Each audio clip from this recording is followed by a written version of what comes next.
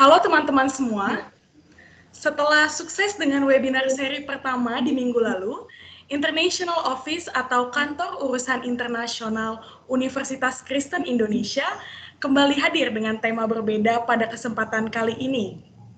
Oke, mari kita mulai acara ini. Selamat datang di acara 101 International Office Insight yang kedua, dengan tema Ayo Studi Lanjut ke Taiwan. Acara ini akan dipandu oleh saya sendiri, Benedikta. Kalian bisa panggil saya Bene. Hari ini kita akan kedatangan 3 narasumber ya, teman-teman sekalian. Namun, sebelum kita mulai acara kita hari ini, ada hal-hal yang perlu diperhatikan selama acara. Yang pertama, saya ingatkan waktu acara adalah 2 jam, mulai pukul 3 sampai 5 sore. Peserta diharapkan hadir dari awal acara sampai akhir terkait pembagian e-certificate berdasarkan kehadiran. Akan ada tim dari KUI, Kantor Urusan Internasional, yang akan membantu pengecekan kehadiran. Nah, ini juga penting ya teman-teman untuk diperhatikan. Peserta diharapkan menonaktifkan mic dengan cara menekan tombol mute untuk mic masing-masing selama pemaparan dari narasumber. Nah, yang terakhir, peserta diharapkan aktif dalam sesi tanya jawab karena akan ada door prize menarik. Acara kita kali ini dengan tema Ayo Studi Lanjut ke Taiwan akan ada 3 pembicara. Yang pertama ada Dr. Lisa Gracia Kailola selaku Director of International Office UKI. Lalu yang kedua ada Tirta Amerta Effendi selaku perwakilan Taiwan Education Center Indonesia, Kantor Regional Jakarta. Dan yang terakhir kita punya Bang Diki Antonius. Bang Diki adalah dosen UKI, juga merupakan Ketua Program Studi Teknik Mesin, Fakultas Teknik Universitas Kristen Indonesia, dan merupakan alumni NTUST Taiwan. Oke, tanpa kita berpanjang lebar, mari kita dengarkan sambutan pembuka dan pemaparan singkat dari Dr. Lisa Gracia Kailola selaku Director of International Office UKI. Dipersilakan, Mem Lisa. Oke. Selamat sore, selamat siang menjelang sore untuk semua peserta yang sudah hadir di webinar atau talk show online yang diadakan oleh Kantor Urusan Internasional atau International Office Universitas Kristen Indonesia. Kami sangat gembira sekali atas antusiasme dari semua peserta yang ingin bergabung dan mendengar langsung bagaimana studi lanjut di Taiwan. Ya, seperti itu. Tapi sebelum kita mendengar pemaparan dari Mbak Tirta dan Bang Diki mengenai kenapa kok kita harus belajar di Taiwan, saya akan mengulas sedikit mengenai apa itu yang dikatakan internasionalisasi perguruan tinggi. Ya, kalau kita bicara mengenai internasionalisasi perguruan tinggi, itu sebenarnya adalah suatu proses atau tren untuk memperluas networking, bukan hanya di bidang pendidikan, tapi juga di bidang ekonomi, dan juga di bidang teknologi, dan justru di hampir semua aspek kehidupan masyarakat. Dan internasionalisasi ini bukan hanya berdampak kepada universitas, kalau di UKI ya berdampak kepada UKI, tapi harusnya berdampak secara global untuk seluruh dunia. Nah, untuk UKI sendiri, kerjasama internasional ini tentu saja bukan hanya di bidang akademik, tapi juga di bidang non-akademik. Kalau di bidang akademik, saat ini kita sama-sama mengetahui dengan adanya program dari pemerintah yang namanya Kampus Merdeka, itu memungkinkan perguruan tinggi atau universitas melakukan kegiatan-kegiatan yang dilakukan di luar kampus asal. Misalnya, kita bisa mengadakan internship. Apa itu? Internship itu magang, di mana kita bisa magang di suatu organisasi, perusahaan, bahkan magang di universitas. Atau kita melakukan student exchange, pertukaran siswa dengan universitas di dalam negeri, domestik, atau secara nasional, tapi juga pertukaran siswa secara internasional. Seperti itu. Terus kemudian kita juga bisa melakukan research bersama atau collaboration research untuk tingkat S1, S2, bahkan dengan S3. Bahkan lebih luas dari itu, kita bisa membangun suatu kerjasama dengan mengadakan double degree program dengan universitas di luar negeri. Seperti yang telah dilakukan oleh UKI juga dengan University of Wollongong di Australia, kita ada kerjasama untuk kelas internasional untuk double degree ini untuk program studi manajemen yang akan dibuka nanti di bulan September nanti. Nah, ini memungkinkan sekali teman-teman. Jadi, kalau dengan Taiwan itu opportunity atau kesempatan luas sekali. Setelah kami melihat bahwa Taiwan itu kalau saya ingat zaman dulu ada suatu sinetron yang Meteor Garden EFSA gitu. Nah, ternyata di Taiwan itu saat ini termasuk salah satu negara di Asia yang sangat potensial sekali, bukan hanya di bidang pendidikan, tapi dalam bidang teknologi. Kita sama-sama tahu misalnya untuk teknologi gadget kita, ada beberapa merek yang memang diproduksi di sana, bahkan teknologinya juga luar biasa. Bahkan di masa-masa pandemik saat ini, ternyata Taiwan juga tergolong suatu negara yang bisa mengelola dampak dari pandemiknya corona ini dengan baik. Dengan demikian, saya kira nanti akan dijelaskan oleh narasumber kita, Mbak Tirta, ya, yang mewakili langsung dari Minister of Education dari Taiwan yang ada di Jakarta, akan menceritakan berbagai kemungkinan bukan hanya untuk studi lanjut dari S1 ke S2, bahkan juga untuk dosen-dosen yang ingin melanjutkan kuliah S2 maupun S3 di negara Taiwan ini. Demikian. Jadi intinya adalah talk show kita kali ini sangat bermanfaat. Jadi teman-teman semua, para peserta, Bapak Ibu yang mungkin juga hadir, para dosen, stay tune dengan kami. Karena ini informasi yang luar biasa sekali. Dan untuk UKI sendiri, dengan hadirnya Bang Diki Antonius, beliau adalah Kaprodi Teknik Mesin dari Fakultas Teknik UKI, itu akan membagikan banyak sekali pengalaman untuk bagaimana caranya untuk dapat beasiswa di sana dan bagaimana tinggal di sana dan sebagainya. Semuanya itu adalah tentu saja untuk membangkitkan atau menyemangati kita dan juga bisa meningkatkan kompetensi kita sebagai mahasiswa, sebagai dosen, dan selanjutnya. Oke, saya kira itu dari saya, Bene. Bisa nanti supaya langsung ada diskusi dengan para narasumber kita yang luar biasa di sore hari ini. Demikian, Bene. Silahkan, lanjut. Thank you. Terima kasih, Mem Lisa, atas kata sambutan dan pemaparan singkatnya. Baik, teman-teman sekalian dan para hadirin, sebelum memulai sesi presentasi oleh kedua narasumber, saya mau mengingatkan, apabila ada yang ingin bertanya, silakan ketik pertanyaannya di chat box, sertakan nama, asal institusi, pekerjaan, fakultas, dan prodi bila ada. Teman-teman dan para hadirin bisa langsung ketik saja pertanyaannya dan mau ditujukan kepada siapa. Atau para hadirin juga bisa menekan tombol raise hand apabila ingin bertanya langsung kepada narasumber dalam sesi tanya jawab. Oke, sekarang saya persilakan kepada Mbak Tirta Amerta Effendi selaku perwakilan Taiwan Education Center Indonesia, Kantor Regional Jakarta, untuk memberikan pemaparan terkait studi lanjut ke Taiwan. Halo Mbak Tirta. Iya, halo. Selamat sore. Ya. Halo Mbak Tirta. Bagaimana Mbak Tirta kabarnya hari ini? Baik? Baik. Terima kasih sebelumnya untuk Mbak Benedikta dan Ibu Lisa, juga Bang Diki dan teman-teman Universitas Kristen Indonesia Jakarta yang sudah berkenan berbagi waktu juga dengan kita semua dan juga memberikan kesempatan bagi Taiwan Education Center Kantor Regional Jakarta untuk memaparkan informasi yang sangat bermanfaat sekali bagi teman-teman yang ingin studi lanjut, terutama studi lanjut ke Taiwan. Terima kasih ya. Ya. Mbak Beni, halo. Iya, Mbak. Eee, ini boleh saya, share screen-nya itu dari PPT saya?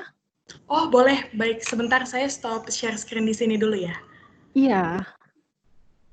Oke, Berarti silakan. ini saya langsung mulai saja ya sharing session-nya? Iya, boleh. Baik.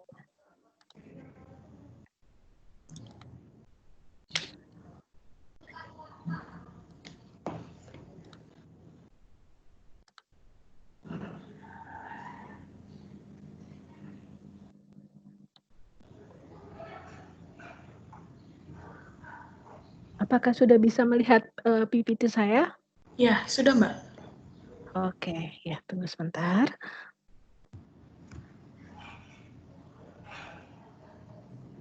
Ya, terima kasih, teman-teman sudah bergabung dalam sharing session hari ini.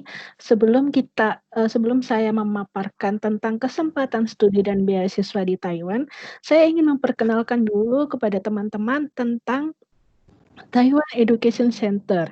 Ya, jadi teman-teman, TEC ini merupakan perwakilan resmi Kementerian Pendidikan Taiwan dan TETO Jakarta. TETO itu singkatan dari Taiwan Economic and Trade Office di Jakarta. Ya, jadi perlu kami tekankan bahwa kami ini merupakan lembaga non-profit, organisasi non-profit, dari pemerintah Taiwan untuk mempromosikan kesempatan studi dan beasiswa di Taiwan.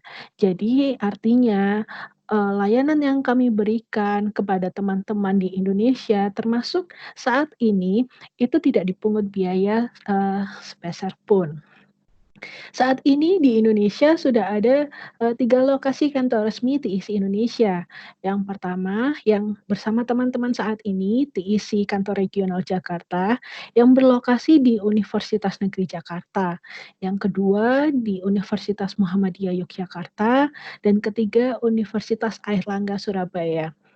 Jadi, jika ada TIC Indonesia selain ketiga lokasi kantor yang sudah saya sebutkan, maka itu bukan, perwakilan dari pemerintah Taiwan, seperti itu.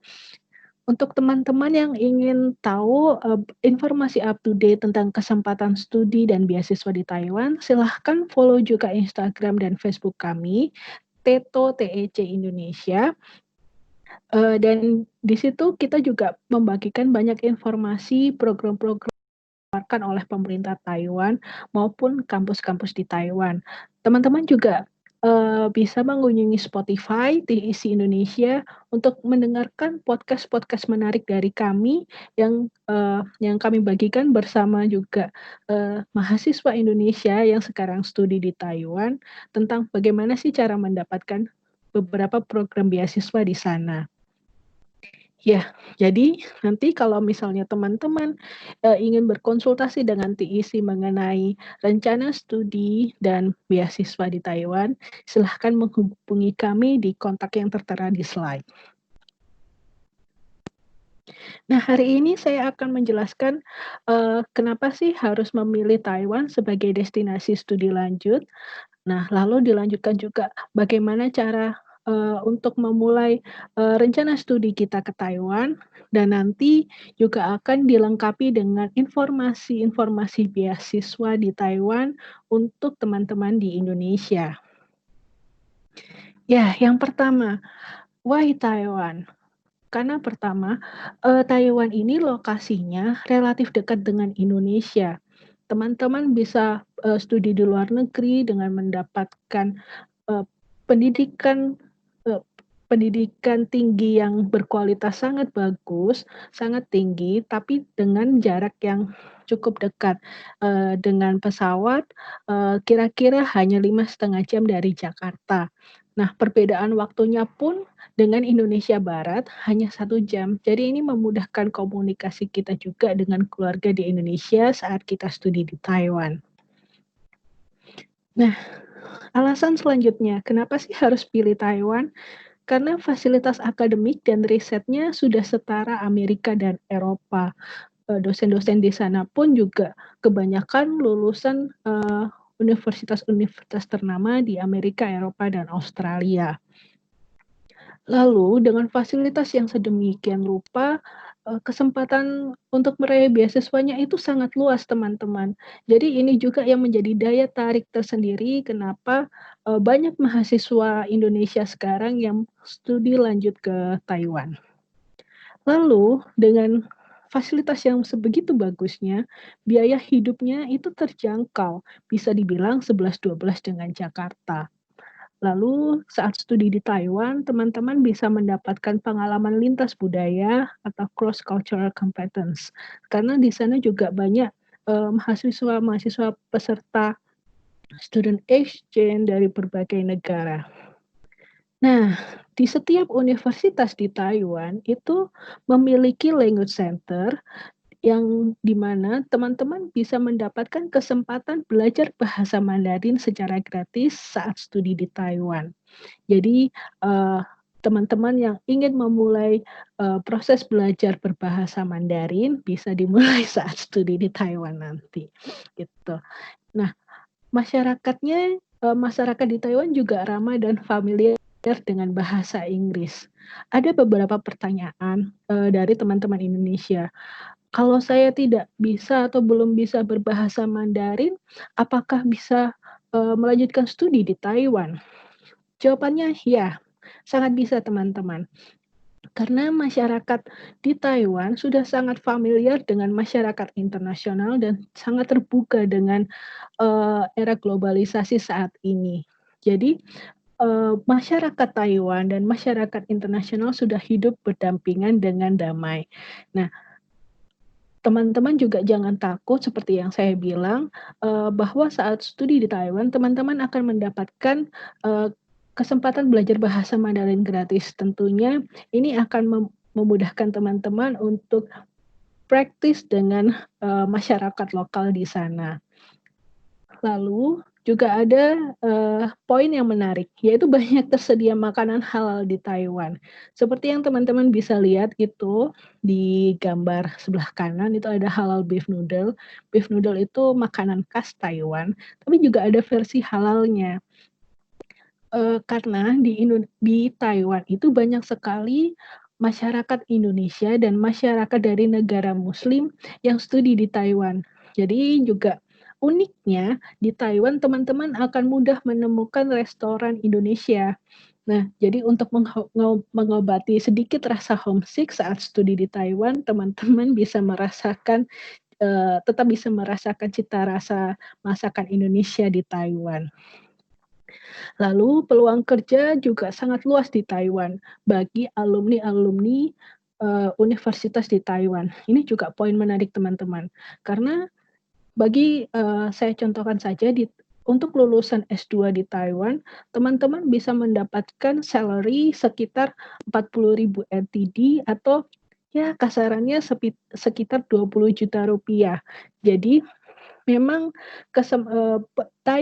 industri di Taiwan itu sangat membuka kesempatan peluang kerja untuk mahasiswa internasional dari berbagai negara.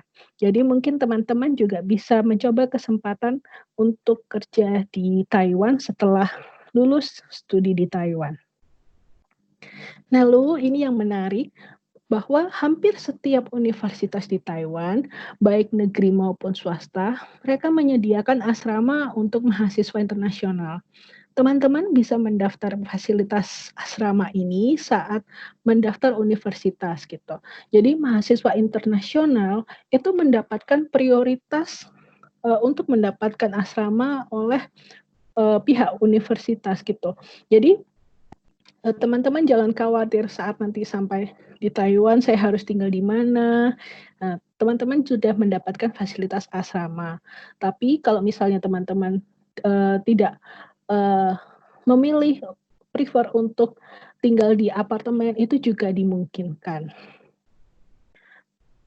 Ini poin menarik teman-teman. Taiwan itu adalah negara yang sangat, menjunjung tinggi toleransi beragama dan, berbudaya.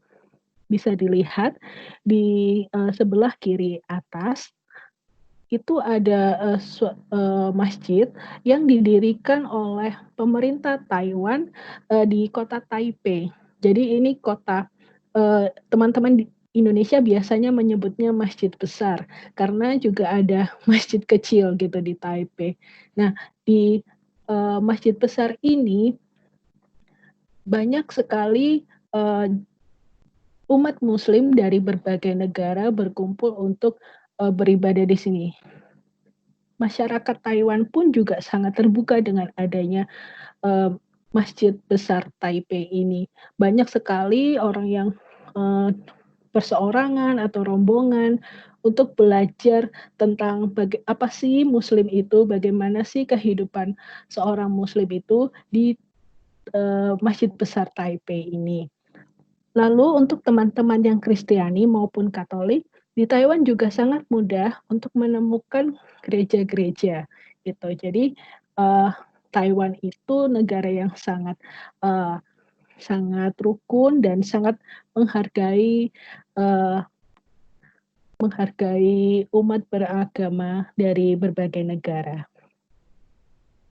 Nah, lalu tentang fasilitas transportasi. Jadi banyak sekali fasilitas transportasi di Taiwan itu yang sifatnya sangat cepat, mudah, saling terintegrasi, dan foreigner friendly. Kalau itu bisa teman-teman lihat yang atas kiri itu MRT, lalu ada sepeda rental, U-Bike, lalu ada bis dan kereta cepat yang menghubungkan kota Taipei dengan kota-kota lainnya di Taiwan. Nah, semua fasilitas transportasi di Taiwan itu petunjuk-petunjuknya sudah ditulis baik dalam bahasa Mandarin maupun bahasa Inggris. Jadi, mungkin bagi teman-teman yang masih belajar bahasa Mandarin bisa menggunakan terlebih dahulu petunjuk-petunjuk dalam bahasa Inggris. Foreigner friendly sekali, bukan?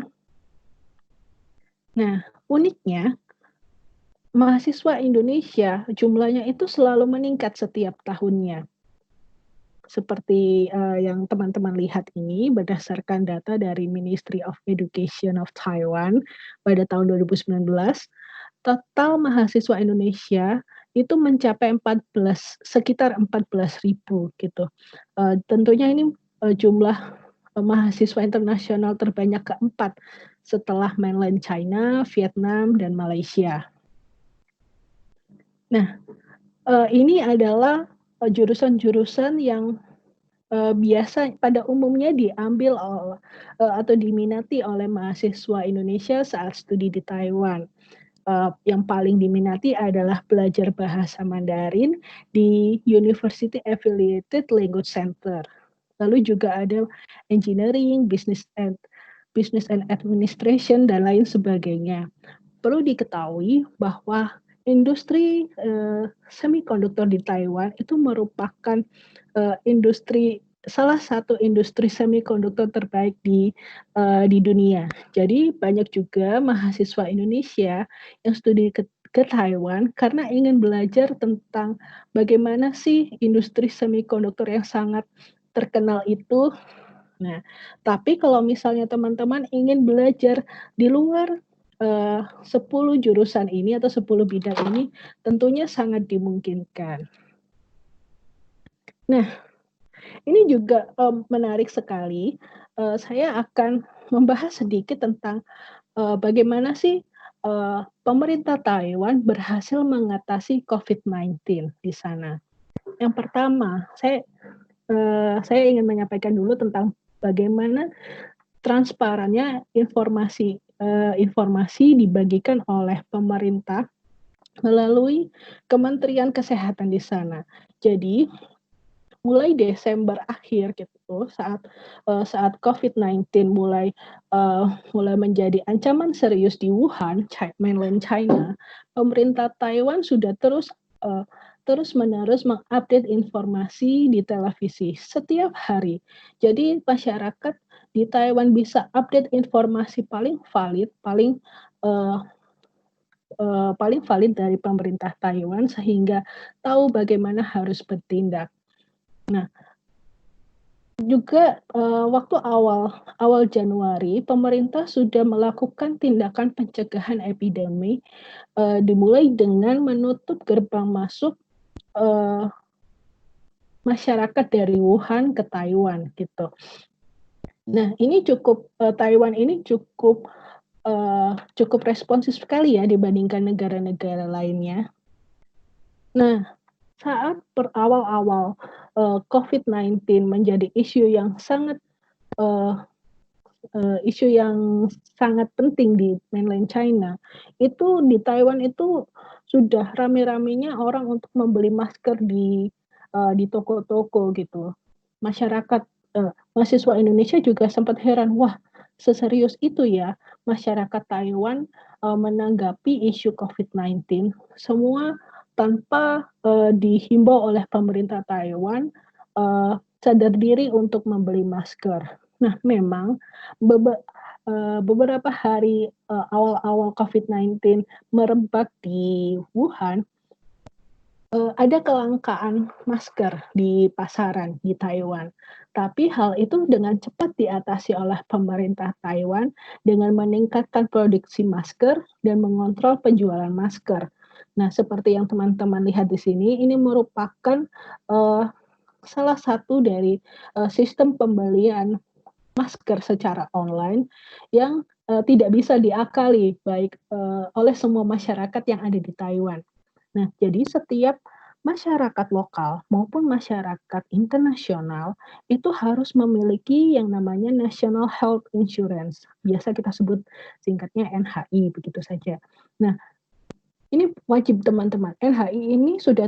Kartu NHI ini sudah terintegrasi dengan sistem di Taiwan gitu. Jadi saat teman-teman Indonesia di sana membeli masker di pasaran, mereka harus menunjukkan kartu NHI dan akan terekam, oh hari ini atau minggu ini sudah membeli masker berapa gitu. Jadi perorangan itu dibatasi pembelian maskernya. Jadi di Taiwan itu meskipun masker produksinya sudah bisa dikendalikan, di sana tidak ada sama sekali kasus penimbunan masker. Lalu yang keempat, sistem dan sumber daya terkait kebutuhan medis di Taiwan itu sudah sangat memadai dan berkualitas tinggi. Seperti yang sudah saya katakan bahwa semua masyarakat lokal maupun internasional wajib untuk memiliki National Health Insurance. Nanti jika teman-teman sudah sampai ke Taiwan, Office of International Affairs di universitas teman masing-masing itu akan membantu teman-teman untuk menguruskan NHI ini atau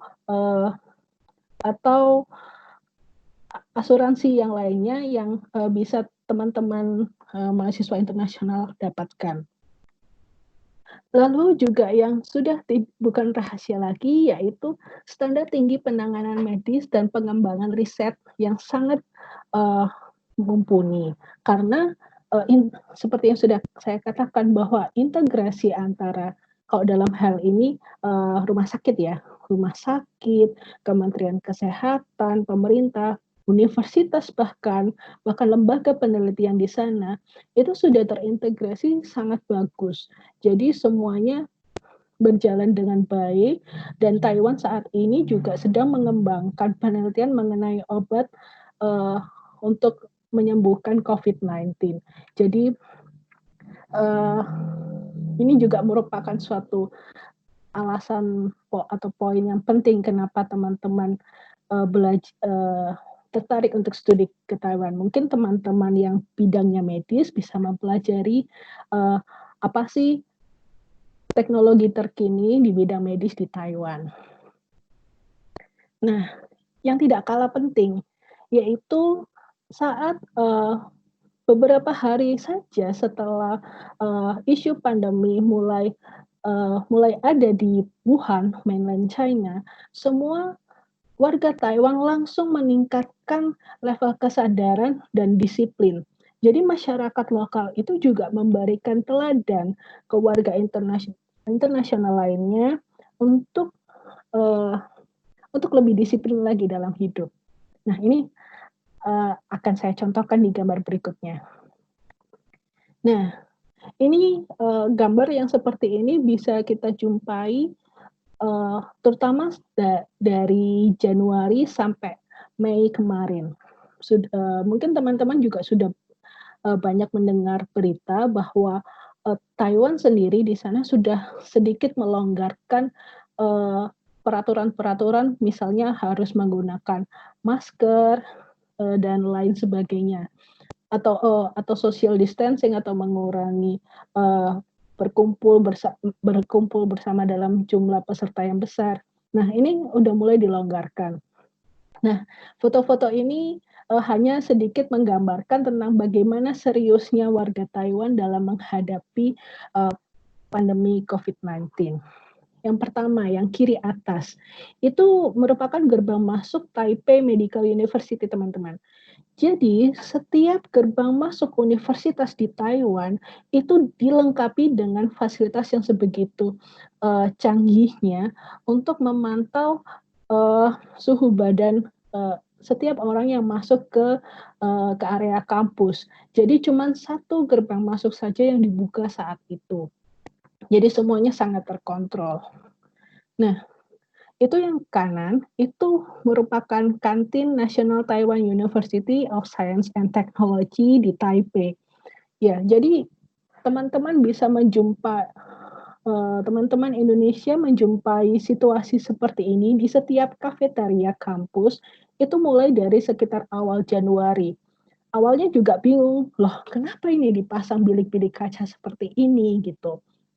Ternyata, Taiwan sendiri juga merupakan salah satu negara yang mempelopori, hal-hal detail seperti ini, teman-teman. Jadi droplet itu dicegah dengan menggunakan bilik-bilik seperti ini. Nah, itu kalau teman-teman bisa lihat ada petugas kebersihan yang memegang suatu papan. Nah, petugas itu, menghimbau agar, teman-teman yang sedang, makan di sana tidak berbincang-bincang. Pernah ada suatu waktu, ada gerombolan mahasiswa yang makan, memang satu orang satu bilik, tapi mereka tetap berbicara gitu, tetap ngobrol satu sama lain. Itu ditegur oleh, profesor yang kebetulan lewat di situ. Jangan berbicara saat makan gitu. Sebegitu strict-nya, masyarakat Taiwan, dalam menghadapi, situasi pandemi COVID-19, sangat disiplin gitu. Jadi, bahkan disiplin itu juga bisa teman-teman temukan bahkan di night market yang suatu tempat yang mungkin, penjagaan dari polisi atau petugas setempat itu, minim sekali. Nah, masyarakat di night market itu juga taat dan disiplin untuk menjaga protokol kesehatan dengan menggunakan masker dan sarung tangan. Nah, di Taiwan sendiri, masyarakatnya juga disiplin saat menggunakan fasilitas transportasi di sana gitu. Ini contohnya di MRT. Pemerintah sudah menghimbau dari awal Januari bahwa kalau menggunakan fasilitas transportasi umum, wajib menggunakan masker, kalau tidak akan didenda. Nah, itu sudah start mulai, bulan Januari. Namun karena sudah 1 bulan lebih tidak ada kasus baru di Taiwan, maka kebijakan ini mulai dilonggarkan. Namun, sebagian besar masyarakat yang di Taiwan saat ini masih sering menggunakan masker untuk, pencegahan. Nah, sebegitu amannya ya kehidupan di Taiwan. Oke, karena teman-teman sudah mulai kelihatan tertarik dengan studi di Taiwan, maka sekarang kita masuk tentang topik bagaimana sih memulai rencana studi di Taiwan.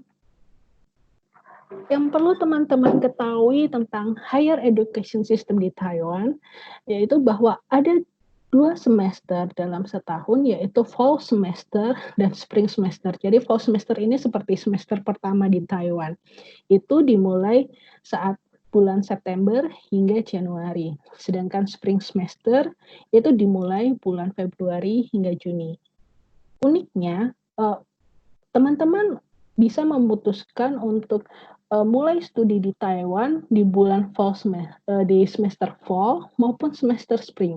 Jadi di Taiwan itu umum sekali jika pendaftaran universitas dibuka 2 kali dalam setahun. Jika teman-teman ingin memulai studi di fall semester, maka Pada umumnya, pendaftaran universitas akan dibuka di bulan Februari hingga Maret. Ada sebagian universitas yang membuka pendaftaran hingga bulan Mei, Juni. Nah, tapi itu tergantung universitas masing-masing ya. Jadi saya himbau untuk mengacu pada jadwal pendaftaran masing-masing universitas di web masing-masing. Nah, kalau teman-teman ingin memulai studi di Taiwan di spring semester, pendaftarannya dibuka pada umumnya di bulan September hingga Oktober. Nah, masih ada waktu nih teman-teman, bagi teman-teman yang ingin memulai studi saat spring semester nanti, bisa mulai dari sekarang mempersiapkan dokumen-dokumen yang dibutuhkan. Nah, gimana sih cara mendaftar universitas? Nah, teman-teman, kalau masih bingung, ada jurusan dan universitas apa saja sih di Taiwan? Teman-teman bisa mengacu website ini, bisa mengunjungi website ini, studyintaiwan.org. Nah, di sini teman-teman bisa input jurusan atau bidang minat yang teman-teman maui. Lalu website ini akan memberikan memberikan informasi tentang jurusan dan universitas yang related. Nah, perlu diketahui bahwa 12 universitas di Taiwan sudah masuk dalam top 100 universities di Asia menurut QS World University Rankings. Nah, saat teman-teman sudah tahu jurusan dan universitas apa yang diminati atau ingin didaftar, jangan lupa untuk pelajari peraturan pendaftaran universitas. Karena tiap jurusan maupun tiap universitas bisa memiliki peraturan pendaftaran atau persyaratan yang berbeda-beda. Nah, lalu persiapkan dokumen yang dibutuhkan. Lalu pendaftaran online dilakukan secara mandiri ke universitas yang dipilih. Kalau misalnya di negara ada beberapa negara lain gitu di Eropa atau katakanlah di mana yang pendaftaran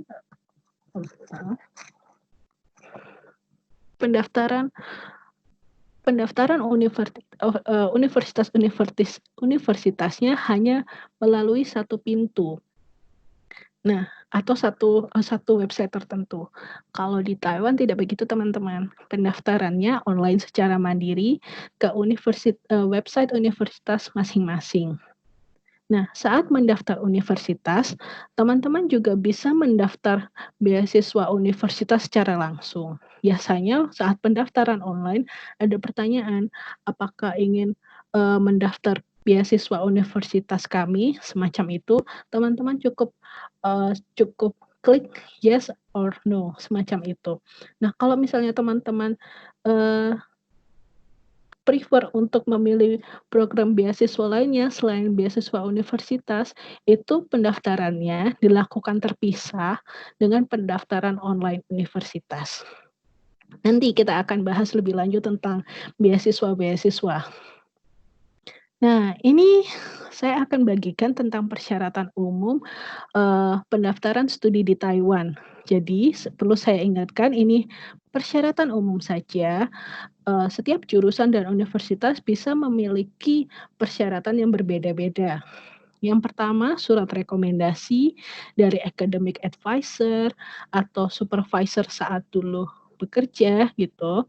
Nah, jumlahnya bisa 1 atau hingga 3. Lalu paspor. Jadi paspor itu adalah mutlak bagi teman-teman miliki ketika akan studi lanjut di luar negeri atau di Taiwan gitu. Jadi pastikan kalau teman-teman dari sekarang sudah punya keinginan untuk studi lanjut di luar negeri maupun di Taiwan, pastikan untuk sudah punya paspor atau mengurus paspor nantinya. Lalu ijazah dan transkrip sudah harus dalam bahasa Inggris. Nah, kalau misalnya ijazah dan transkrip teman-teman belum dalam bahasa Inggris, silahkan untuk menerjemahkan ijazah dan transkrip ke penerjemah tersumpah, lalu dilegalisir ke notaris, Kemenlu, Kemenkumham, dan TETO. Nah, GPA. menarik sekali teman-teman. Banyak mahasiswa Indonesia yang sekarang sudah lulus dari universitas di Taiwan, yang sebelumnya GPA-nya atau IPK-nya itu hanya di rentang 2 koma. Sebetulnya minimal GPA itu juga, banyak banyak jurusan dan universitas yang tidak mensyaratkan. Jadi ini juga membuka harapan bagi teman-teman yang mungkin, kurang beruntung, belum mendapatkan IPK 3, tapi ingin studi lanjut ke luar negeri dengan kualitas yang bagus. Ya, tentunya minimal GPA ini, variatif ya untuk semua jurusan dan universitas gitu. Mungkin ada jurusan atau universitas tertentu yang mungkin sudah sangat favorit sehingga, harus mensyaratkan, minimal GPA tertentu. Nah, di Taiwan, teman-teman bisa memilih jurusan dengan bahasa pengantar, bahasa Inggris, atau bahasa Mandarin. Nah, jika teman-teman memilih jurusan yang bahasa pengantarnya bahasa Inggris, maka teman-teman cukup menyiapkan sertifikat kemampuan bahasa Inggris, seperti TOEFL, ITP, atau lainnya dengan minimal skor, mungkin lebih dari 450. Kenapa saya bilang, mungkin gitu, karena sebetulnya minimal skor sendiri itu juga jarang dipersyaratkan, oleh jurusan atau universitas. Kalau toh dipersyaratkan, itu minimal persyaratannya, eee bisa kita bilang cukup rendah. Nah jadi, eee, meskipun, TOEFL, ITP teman-teman masih di rentang 400-an seperti ini, teman-teman juga harus, eee, mempunyai mempunyai kesadaran untuk meningkatkan kemampuan, berbahasa Inggris saat nanti studi di Taiwan. Karena komunikasi dengan, eee, dosen, dengan, teman-teman peneliti, dengan mahasiswa internasional lainnya tentunya akan menggunakan bahasa Inggris jika teman-teman juga belum bisa berbahasa Mandarin. Nah, lalu kalau misalnya teman-teman ingin memilih jurusan dalam bahasa Mandarin, teman-teman bisa juga menyiapkan sertifikat kemampuan bahasa Mandarin seperti TOCFL. Oh maaf, itu maksudnya minimal level B2. Jadi TOCFL minimal level B2, teman-teman sudah bisa mendaftar studi di Taiwan, mendaftar jurusan di Taiwan yang bahasa pengantarnya bahasa Mandarin. Nah, sekali lagi ini skor TOEFL ITP, skor TOCFL, itu tergantung jurusan dan universitas masing-masing. Lalu yang syarat paling umum lainnya yaitu kurikulum vitae dan study plan. Lalu kenapa saya, tuliskan juga persyaratan-persyaratan lainnya, karena setiap jurusan bisa berbeda-beda persyaratannya. Misal, kalau arsitek, biasanya akan mensyaratkan seperti portofolio atau misalnya S3, jika ingin mendaftar S3 engineering atau natural science dan, eee, bidang terkait, itu biasanya akan disyaratkan seperti research plan. Jadi, eee, penting untuk teman-teman, mempelajari persyaratan masing-masing setiap jurusan dan universitas yang akan didaftar. Nah, ini ada tips dari kami teman-teman. Nah, teman-teman bisa memilih seperti yang sudah saya katakan, pilih jurusan dengan bahasa pengantar yang diinginkan, bisa bahasa Mandarin atau bahasa Inggris. Karena bisa saja, eee saat melihat website universitas, teman-teman akan disuguhkan banyak sekali departemen, tapi tidak semua departemen atau jurusan itu tersedia kelas untuk mahasiswa internasional atau disampaikan dalam bahasa Inggris. Jadi, pastikan bahwa jurusan yang teman-teman ingin pilih, misal teman-teman tidak bisa bahasa Mandarin, tentu memilih bahasa Inggris. Pastikan jurusannya, membuka kelas dalam bahasa Inggris, seperti itu. Lalu, teman-teman bisa memilih jurusan berdasarkan riset yang diminati. Misal contohnya seperti ini, beberapa teman Indonesia itu, bertanya kepada TEC, kalau ingin mengambil, jurusan, terkait education dan teknologi, saya harus, eee, mengambil jurusan atau universitas yang mana ya? Karena saya sudah cari-cari kok tidak ketemu gitu. Nah, biasanya, eee, jurusan itu, mmm, jurusan bisa berbeda dengan, nama jurusan bisa berbeda dengan, riset yang dijalankan oleh profesor dalam jurusan tersebut. Jadi misalnya kalau tadi terkait education dan teknologi, teman-teman bisa mencari jurusan dengan nama misal digital learning atau applied foreign language atau e-learning. Nah, di situ teman-teman akan menemukan, studi mengenai education dan teknologi. Jadi pilih, jangan fokus terhadap nama jurusan, tapi lebih fokus untuk mencari academic advisor atau profesor dengan riset yang teman-teman minati. Lalu tips yang ketiga, menghubungi atau mencari academic advisor atau profesor sebelum atau saat mendaftar universitas di Taiwan, eee, bisa membuka peluang yang lebih besar untuk diterima dan mendapatkan beasiswa universitas. Kenapa begitu? Karena profesor di sana, beberapa profesor akan mendapatkan kuota beasiswa dari departemen atau universitas. Jadi, cara menghubungi, eee, academic advisor ini atau profesor ini bisa melalui email. Jadi teman-teman misalnya mencari di website universitas lalu menemukan, "Oh profesor ini, risetnya sesuai dengan yang saya minati." Nah, di situ biasanya akan tertera alamat email beliau dan teman-teman bisa, eee, melamar menjadi, mahasiswa bimbingannya atau anggota grup risetnya.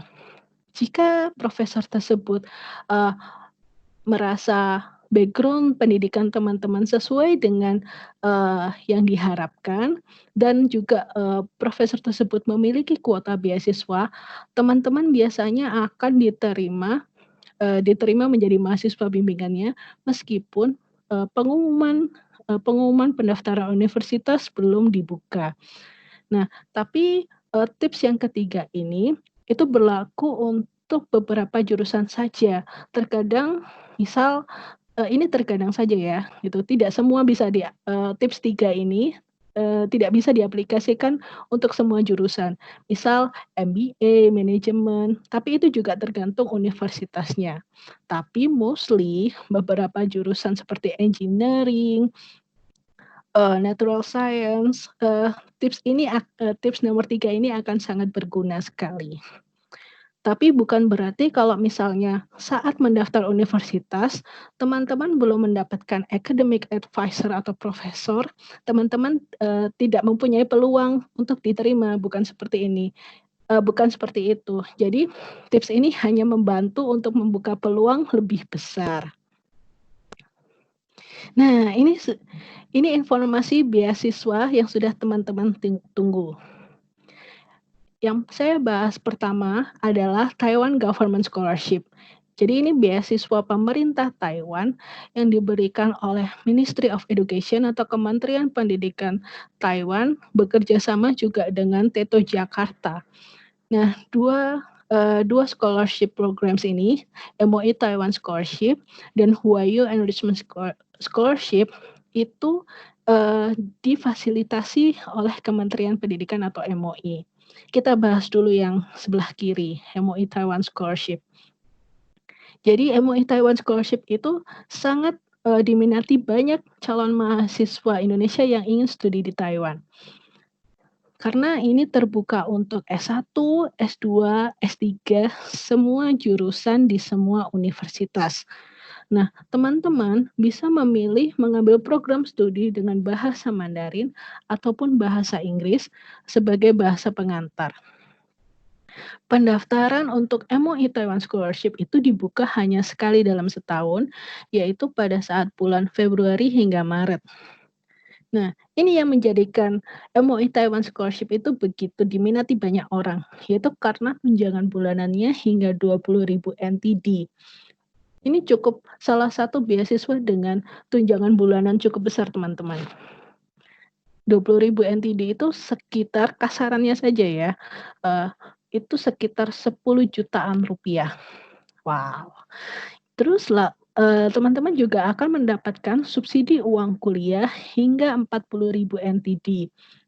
Tentunya ini sangat cukup, teman-teman, karena uang kuliah per semester, rata-rata untuk contohnya untuk S2 itu ada di rentang 35 ribuan NTD gitu. Jadi sangat cukup untuk membiayai pendidikan studi di Taiwan. Nah, persyaratan MOE Taiwan Scholarship yaitu menyertakan formulir pendaftaran, paspor, kartu keluarga, ijazah dan transkrip yang sudah dalam bahasa Inggris, 2 surat rekomendasi, bukti sudah mendaftar universitas, dan IPK minimal 3,5 dari skala 4,5. Oh ya, skala 4,5 ini adalah skala GPA yang digunakan di sistem pendidikan di Taiwan. Lalu, kalau teman-teman memilih jurusan dalam bahasa pengantar bahasa Inggris, teman-teman bisa menggunakan sertifikat kemampuan bahasa yaitu TOEFL ITP yang skornya minimal 75% dari keseluruhan total skor TOEFL ITP. Tapi kalau misalnya teman-teman memilih jurusan yang bahasa pengantarnya bahasa Mandarin, teman-teman cukup mempersiapkan sertifikat TOCFL minimal level B1. Nah, sekarang kita bahas tentang Huayu Enrichment Scholarship. Jadi ini short term program, teman-teman, untuk belajar Mandarin, bahasa Mandarin di Taiwan. Jadi ini short term program berdurasi 6 bulan. Syaratnya cukup mudah, hanya minimal 18 tahun dan sudah lulus SMA. Jadi teman-teman S1 bisa mendaftar program ini. Sama seperti MOE Taiwan Scholarship, masa pendaftarannya itu dibuka dari bulan Februari hingga Maret sekali dalam setahun. Saat belajar bahasa Mandarin di Taiwan, teman-teman akan mendapatkan tunjangan bulanan hingga 25.000 NTD jika mendapatkan beasiswa HES ini. Biasa kita sebut HES, Huayu Enrichment Scholarship, HES. Nah, persyaratan HES ini apa saja? Yaitu formulir pendaftaran program HES, paspor, kartu keluarga, ijazah dan transkrip yang sudah diterjemahkan dalam bahasa Inggris, 2 surat rekomendasi, dan bukti pendaftaran di Language Center di Taiwan. Untuk mengetahui language center mana yang bekerja sama dengan program HES, silakan teman-teman mencari informasi tersebut di studi di taiwan.blogspot.com. Jadi, untuk mahasiswa Indonesia, untuk mengetahui syarat yang paling valid tentang MOE Taiwan Scholarship dan HES, silahkan mengacu ke studi di taiwan.blogspot.com karena ini dikelola langsung oleh Teto Jakarta dan tentunya informasi di sini yang paling valid.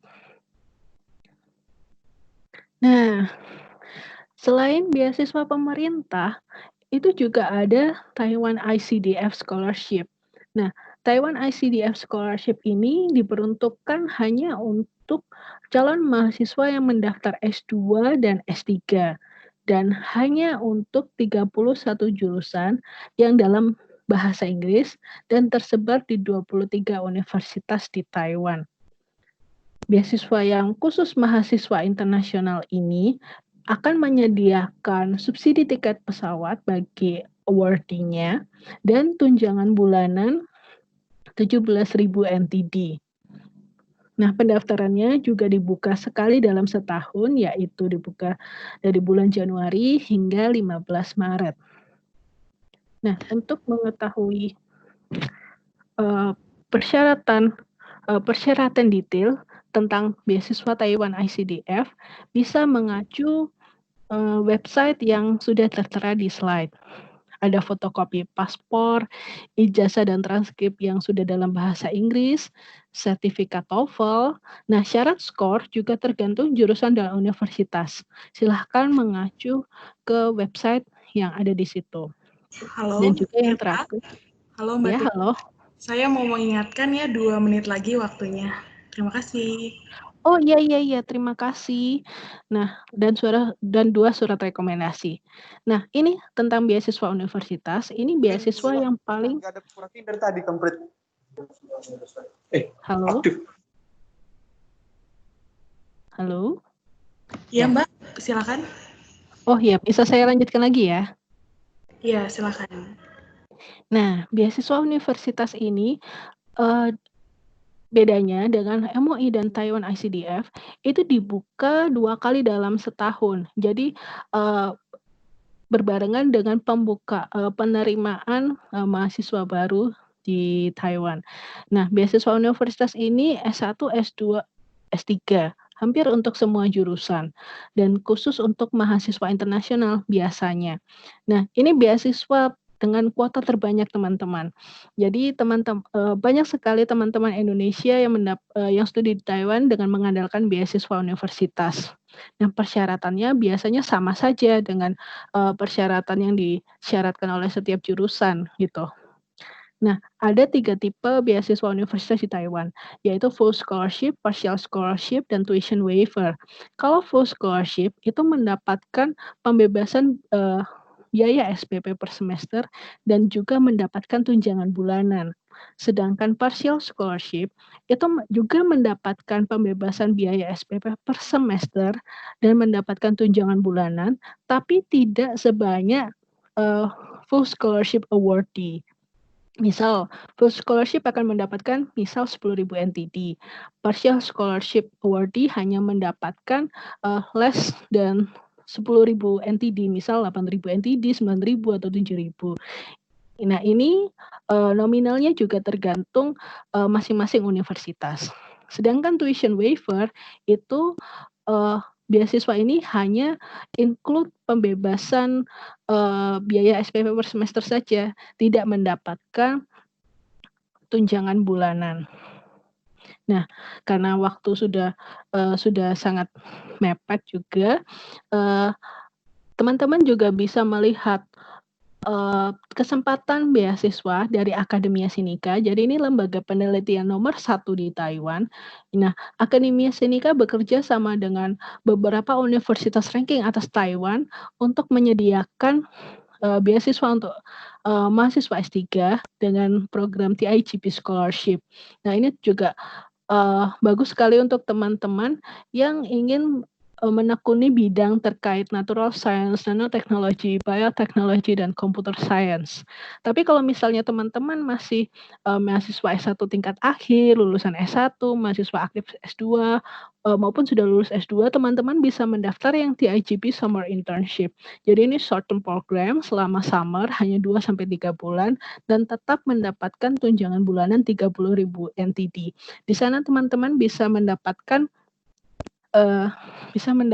kesempatan untuk belajar mengenal, penelitian, terbaik di Taiwan, seperti itu. Lalu juga ada Taiwan Experience Education Programs atau TIP. Nah, teman-teman bisa mengacu, website yang sudah tertera di slide tentang, kesempatan internship apa saja sih yang disediakan yang, related dengan jurusan atau bidang yang teman-teman minati. Kenapa saya tidak, sebutkan persyaratannya di sini, karena setiap jurusan dan setiap universitas itu sangat variatif sekali persyaratannya.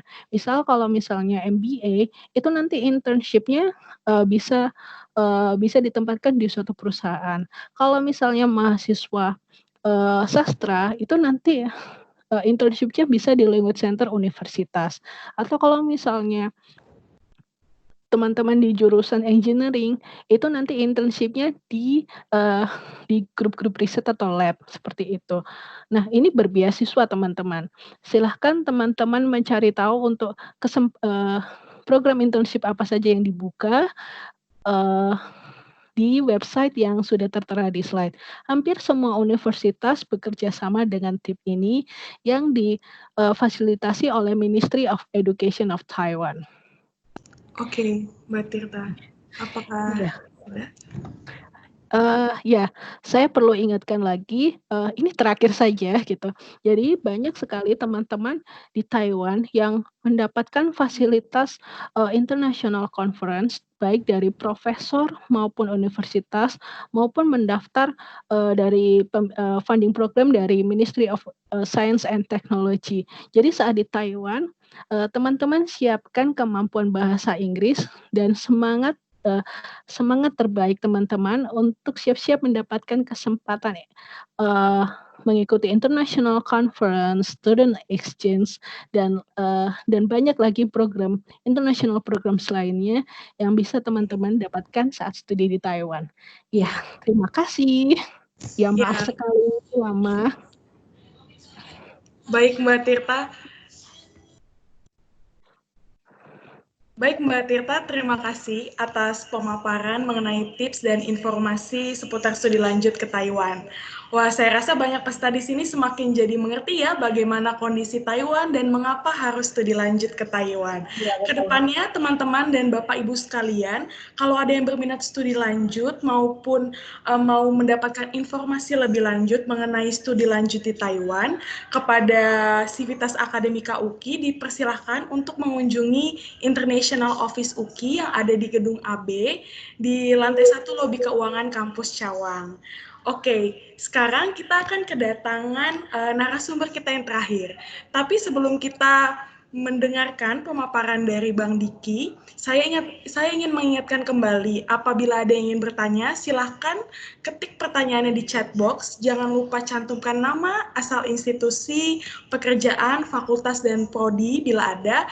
Lalu juga nanti ketika sesi tanya jawab berlangsung, boleh memanfaatkan fitur raise hand untuk berkomunikasi langsung dengan para narasumber. Saya akan coba panggilkan Bang Diki Antonius. Halo Bang. Ya, halo. Kedengaran? Ya, kedengaran. Apakah bisa open kamera Bang? Oh ya, oke.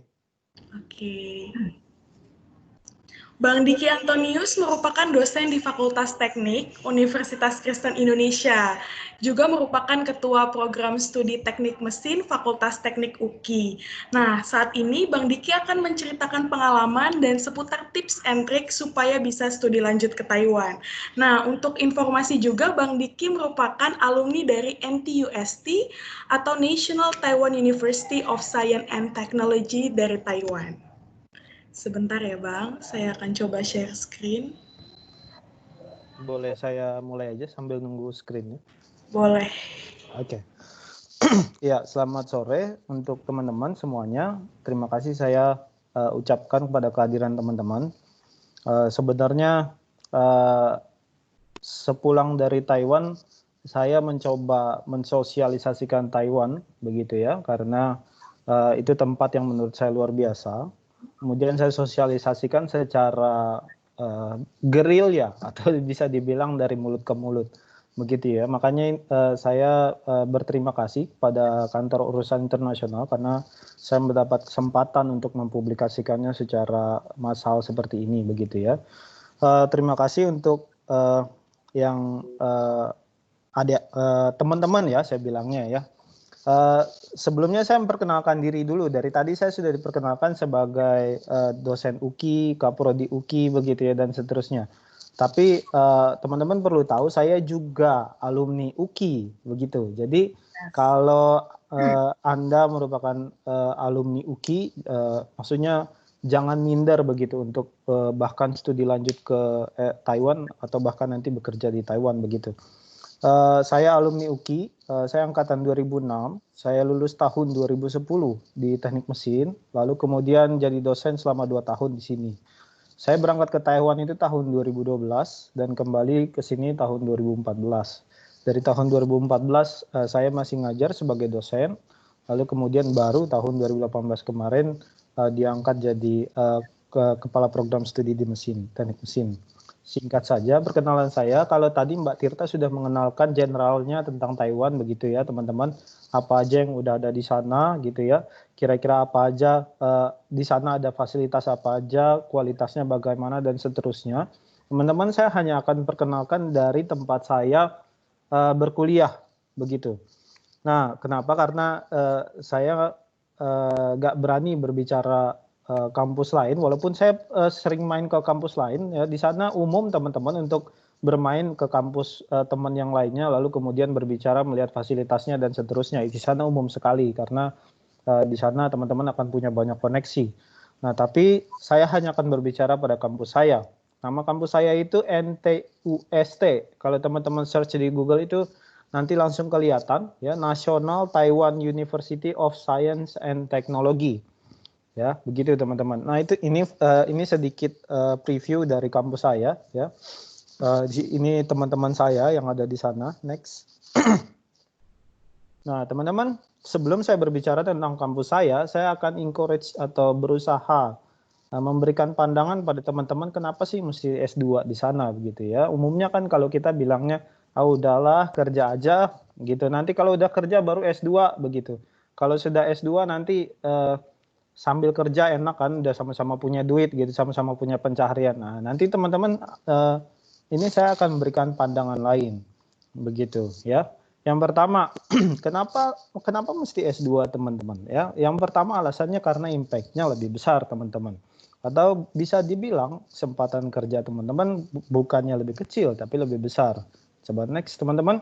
Saya akan perkenalkan beberapa alumni ya. Ini alumni teman-teman yang juga anak-anak UKI begitu ya. Jadi saya pulang dari Taiwan tidak hanya diam, lalu kemudian mempersiapkan beberapa alumni UKI yang kemudian akhirnya bisa sekolah studi lanjut di Taiwan. Next. Ya, teman-teman, ini adalah Sudarno Tampu Bolon. Dia tahun 2008 selesai tahun 2012, dia teknik sipil.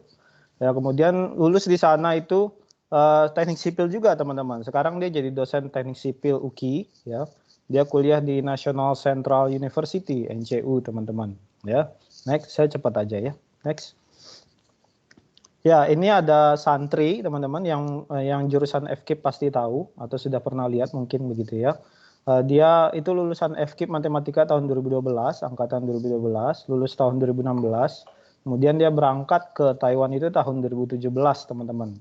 Ya, di sesi spring. Kalau tadi bilang Katirta kan ada dua ya, spring dan fall. Nah, lalu kemudian sana dia belajar Department of Mathematics. Ya, sekarang jadi dosen di UKI. Oh, udah mindset, wah jadi dosen semua nih. Next. Nah, ini juga sama, ini adik kelas saya atau junior saya, dia tahun 2010 teknik mesin. Dia kuliah di CYCU, teman-teman, ya di Chung Yuan University. Dan sekarang dia jadi dosen teknik mesin juga. Nah, mungkin teman-teman beranggapan sekarang, oh semuanya jadi dosen. Kalau begitu yang ke sana pasti jadi dosen. Next, teman-teman. Nah, teman-teman, ini juga anak UKI ya, dia tahun 2013 ya, dia kuliah di CCU National Chungcheong University, teman-teman. Lalu dia ngambil Department of Mathematics, dia dosen tidak di UKI, teman-teman. Nah, ini untuk menghindarkan pandangan bahwa kalau kita mau ke Taiwan, anak UKI berarti harus jadi dosen UKI begitu. No, nggak begitu, teman-teman ya. Atau kalau teman-teman yang di luar UKI yang sekarang sedang menyaksikan, wah berarti nanti ada kerjasama dengan kampus tempat kita nih. Enggak begitu juga, teman-teman ya. Ini bukti bahwa sebenarnya tidak diikat oleh ikatan dinas apapun kalau misalnya teman-teman nanti ke Taiwan. Next. Nah, lalu kemudian ini teman-teman ya, dia Devi Krismawari, dia angkatan 2013, jadi banyak anak matematika ya teman-teman. Dia di CCU juga, ya di Department of Mathematics, dan teman-teman lihat bahwa dia jadi guru sekarang. Jadi nggak semuanya harus jadi dosen. Nah, beliau sekarang sudah jadi guru bilingual matematika di SMPK 2 Penabur. Next. Nah, ini Junius, teman-teman, teknik sipil tahun 2009, ya dia junior saya juga. Lalu sekarang dia ada di Consultant of Building Structural Design. Ya, dia kuliah di tempat yang sama dengan saya, yaitu NTUST. Oke, next. Nah, ini yang terakhir teman-teman ya. Dia namanya Aris Mendrova ya, tahun 2009. Lalu kemudian dia sekarang staf ahli Komisi 5 di DPR RI, teman-teman. Nah, jadi ini bukti bahwa sebenarnya nggak semuanya mesti jadi dosen, peluang kerjanya besar, dan seperti yang tadi saya bilang teman-teman, impact-nya besar. Begitu ya. Next. Nah, lalu kenapa mesti studi lanjut sih? Resources-nya tersedia banyak sekali. Teman-teman bisa lihat apa yang tadi dikatakan sama Mbak Tirta. Kalau teman-teman mau tahu resources Taiwan secara general, nanti teman-teman bisa lihat lagi websitenya. Di situ banyak sekali ada ratusan universitas yang menyediakan apa namanya resources dana ataupun riset dan seterusnya, teman-teman ya. Next. Iya, kenapa mesti studi lanjut? Karena sudah banyak yang ikut, teman-teman. Next. Jadi sudah banyak anak Indonesia yang datang ke sana seperti yang tadi Mbak Tirta katakan, apa namanya, jumlah orang Indonesia di sana meningkat banyak dan tajam, teman-teman ya. Nah, ini yang saya tahu. Sekali lagi saya ngomong yang saya tahu ya, teman-teman ya. Saya mengurus hampir 187 orang dari tahun 2014, teman-teman, sampai sekarang. Itu dari Nomensen. Ya, dari Nomensen itu saya ngurusin 187 orang untuk exchange student selama 6 bulan, kurang lebih. Dan itu di berbagai universitas, teman-teman. Ya, teman-teman bisa, kalau punya teman-teman di Nomensen, nanti teman-teman tahu. Lalu kemudian saya juga sudah ngurus 211 orang, teman-teman, yang kuliah di sana sebagai full student, atau dikatakan S2, teman-teman. Ya, jadi sudah banyak sekali, teman-teman, dari mahasiswa. Kalau dulu di tempat saya itu N2ST itu hanya ada beberapa orang yang dari kalangan Medan begitu. Kalau sekarang udah banyak sekali begitu, teman-teman. Jadi buat yang lain bahkan dari Indonesia manapun sekarang sudah banyak ke sana. Nah, teman-teman perlu tahu di kampus saya itu ada banyak sekali jumlah orang Indonesia di NTUST sendiri. Jumlah mahasiswanya itu paling banyak kedua setelah anak lokal atau anak Taiwan, teman-teman. Ya, lalu kemudian diikuti oleh Vietnam dan India. Di sana banyak sekali, jadi teman-teman nggak usah takut bahwa teman-teman nanti saya nggak dapat teman, nanti saya harus berdialog bahasa Inggris, terpaksa berdialog bahasa Inggris. Walaupun itu bagus begitu ya, teman-teman. Teman-teman nggak usah takut, di sana akan ada yang ngurusin. Begitu teman-teman nyampe di sana, akan langsung diurusin sama teman-teman Indonesia di sana. Begitu saya nyampe kemarin di sana, saya langsung dijemput sama orang teman-teman NTUST, ya, ada jemputannya sendiri. Lalu begitu nyampe di kampus, saya tidak langsung dibiarkan begitu saja. Udahlah, kamu sana. Enggak, teman-teman. Saya dikasih kamar sementara karena kami harus mengurus asrama, administrasi. Itu pun dipandu, teman-teman, sama alumni-alumni sama mahasiswa-mahasiswa lainnya. Dimulai dari start sampai selesai, teman-teman. Nggak akan dibiarin kalian terpending atau berada di tengah, dibiarin begitu. Enggak. Di sana juga sudah dipasang pos-posnya kemana kita harus jalan begitu, teman-teman. Jadi no problem. Bahkan saya pribadi nih ya, saya nggak tahu kalau di kampus lain. Saya pribadi bahkan dan juga teman-teman lain yang di NTST sampai ditemenin belanja, teman-teman. Ya, sampai ditemenin belanja, ngurusin paspornya dan seterusnya. Teman-teman tidak akan pernah ditinggalkan di sana. Karena dulu saya berangkat sendiri, teman-teman, nggak ada kenalan di sana siapapun. Saya nggak punya informan seperti sekarang ini ada TEC dan lain-lain, nggak. Walaupun mungkin waktu itu sudah ada mungkin, tapi saya nggak tahu. Saya berangkat benar-benar kosong di sana, nggak ada siapapun begitu. Lalu kemudian di sana saya langsung disambut seperti itu. Begitu. Jadi teman-teman gak usah takut sama sekali. Begitu, ya. Next. Lalu kenapa mesti keluar negeri? Iya, dananya melimpah, teman-teman. Next. Ya, teman-teman, saya akan kasih gambaran sedikit apa yang saya dapatkan di sana, ya, begitu. Next. Ya, teman-teman, ini scholarship status sama cost of living-nya sebenarnya, teman-teman, di sana. Nah, teman-teman bisa lihat seperti yang tadi Mbak Tirta bilang, ada 3 status, tuition waiver, partial, sama full. Kalau tuition waiver di tempat saya, ya, dulu ya teman-teman, sekarang udah nambah katanya, menurut informasi saya sudah nambah, 6.000, tuition waiver itu hanya uang sekolah, gitu. Jadi tidak dapat jajan, tidak dapat bulanan. hanya uang sekolah saja gratis, teman-teman, biaya hidup dan lain-lain harus menanggung sendiri. Lalu kemudian ada parsial, teman-teman. Sekarang itu sudah 8.000. Nah, beberapa tahun yang lalu 8.000, sekarang sudah 10.000, teman-teman. Ya, dan biaya asramanya yaitu sekitar 6.500 per semester, teman-teman. Jadi bukan per bulan, jadi per semester. Ya, yang satu scholarship-nya kita dapat per bulan, biaya hidupnya dihitung per semester, teman-teman. Lalu kemudian kalau grad full itu lebih tinggi lagi, dia 10.000 kemarin, sekarang sudah 12.000. Dan teman-teman bisa lihat biayanya masih sekitaran segitu, teman-teman. Yaitu sudah gratis, sudah dapat asrama selama 6 bulan. Lalu kemudian teman-teman biaya asuransi kesehatan, teman-teman, dan itu bukan sembarangan asuransi, Kak. Teman-teman bisa gunain sebanyak mungkin kalau teman-teman butuh, begitu ya, terutama kalau mau gigi dan seterusnya. Saya kebetulan gunain yang gigi, teman-teman, ya, dan seterusnya. Jadi teman-teman tidak keluar biaya, tapi dikasih biaya. Saya ulangi lagi ya, teman-teman, kenapa mesti sekolah di sana? Teman-teman tidak keluar biaya, tapi teman-teman malah dibiayai sebenarnya. Begitu, teman-teman. Itu kata singkat yang paling tepat untuk menggambarkan di sana kondisinya. Begitu. Nah, mau teman-teman makan, mau cari yang enak dan seterusnya, pasti ada sisa, teman-teman.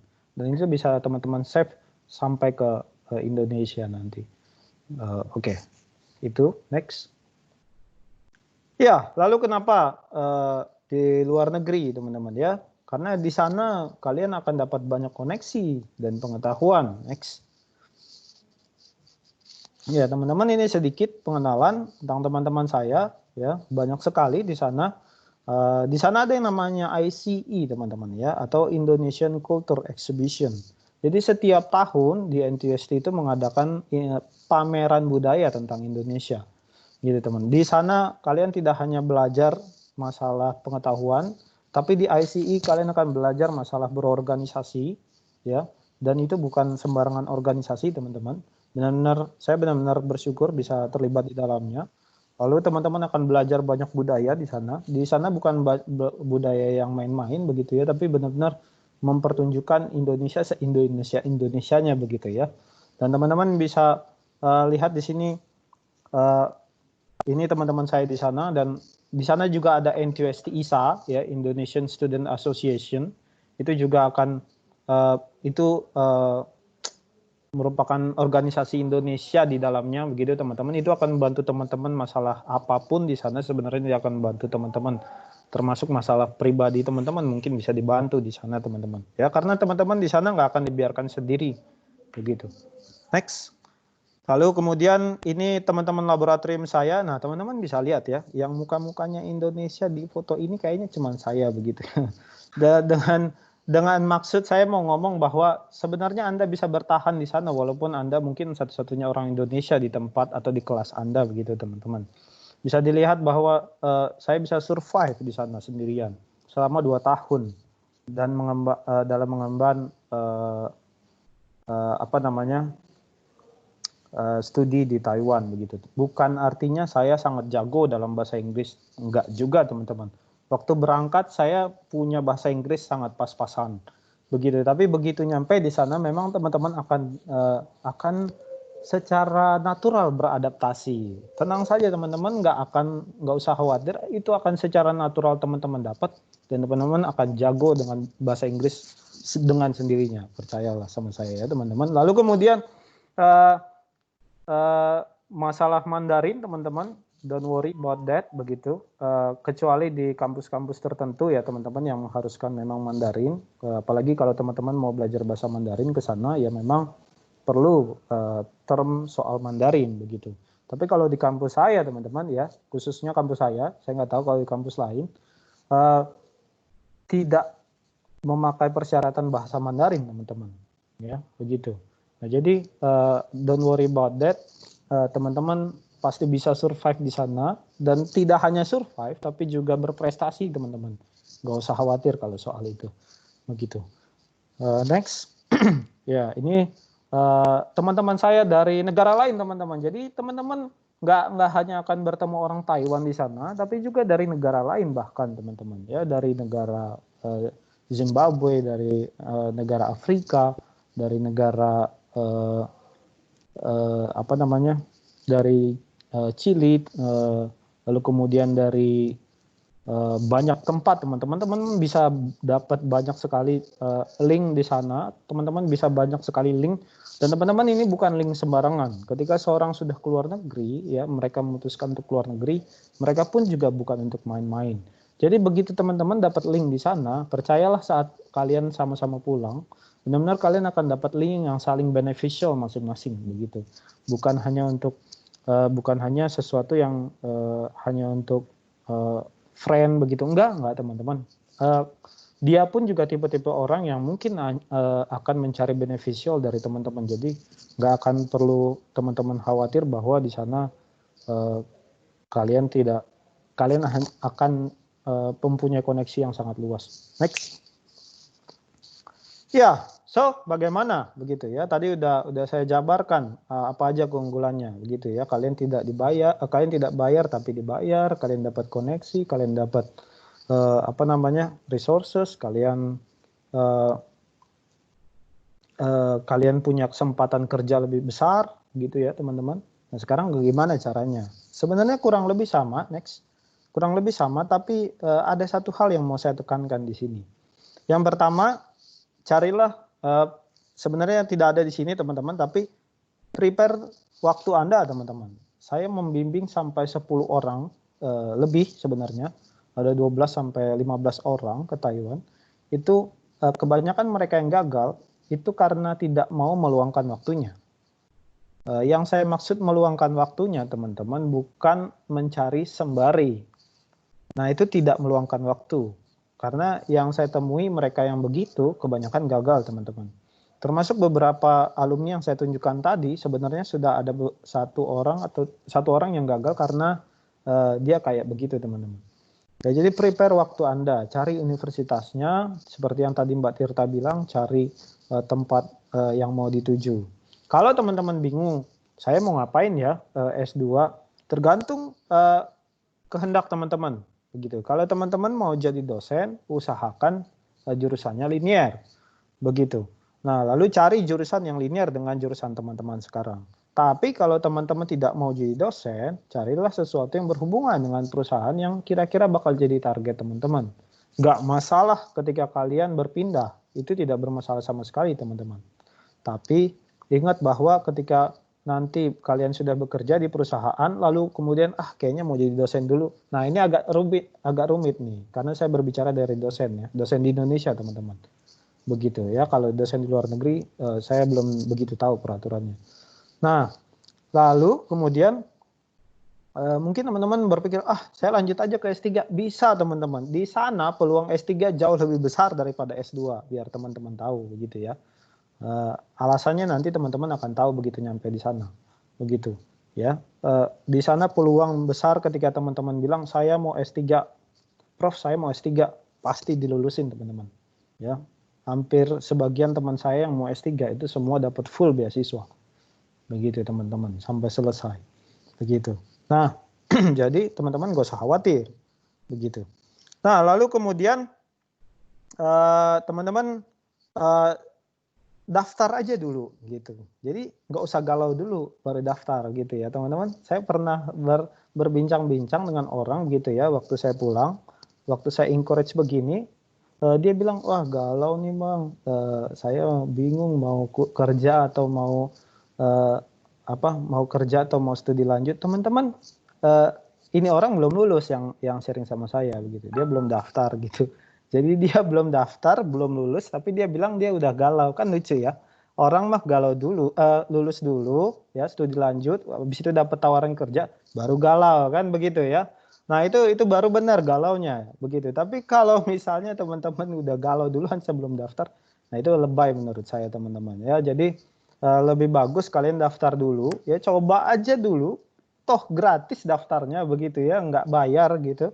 Lalu kemudian teman-teman bisa urus dokumen kelengkapannya ya, seperti yang saya tulis di bawah ya, ada paspor teman-teman, Teman-teman kalaupun nanti teman-teman nanti kerja dikirim ke luar negeri, Anda akan butuh paspor.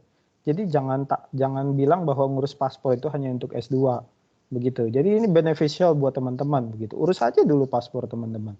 Lalu kemudian terjemahkan transkrip teman-teman. Mau di Taiwan ataupun di negara lain, teman-teman akan butuh terjemahan. Kalau universitasnya swasta ya teman-teman. Dan harus sama penerjemah tersumpah. Waktu zaman saya dulu 150.000 per dokumen, dapat 3 terjemahan. 3 lembar terjemahan. Saya nggak tahu kalau sekarang teman-teman ya. Nah lalu kemudian English saya bilang secukupnya. Tadi Mbak Tirta udah ngomongin sebenarnya detailnya. Begitu ya. Saya udah bilang kalau saya berangkat waktu itu memang 517 teman-teman. Tapi nggak banyak teman, tidak sedikit teman saya yang di bawah saya teman-teman. Ya tidak sedikit. Bahkan saya bilang dia lebih fasih bahasa Batak daripada bahasa Inggris tuh ada yang berangkat seperti itu teman-teman ya. Lalu kemudian studi plan nanti teman-teman bisa tanya ke OIE gimana cara bikinnya yang baik begitu ya teman-teman. Lalu kemudian uang hanya jika Anda lulus teman-teman. Ini pengalaman saya teman-teman ya di kampus saya. Kalau Anda lulus baru nih nyiapin duit gitu.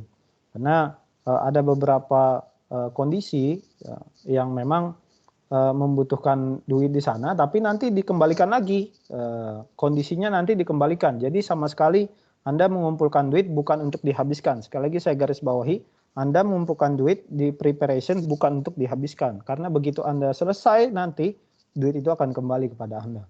Begitu, sama sekali tidak. Ini saya garis bawahi ya teman-teman ya. Nah jadi benar-benar menguntungkan untuk teman-teman, benar-benar bagus untuk teman-teman. Jadi kenapa nggak dicoba begitu. Nah terlepas apapun teman-teman mau jadi dosen atau mau jadi mau jadi pekerjaan profesional atau teman-teman mau pindah haluan dan seterusnya, teman-teman kenapa nggak coba ini dulu.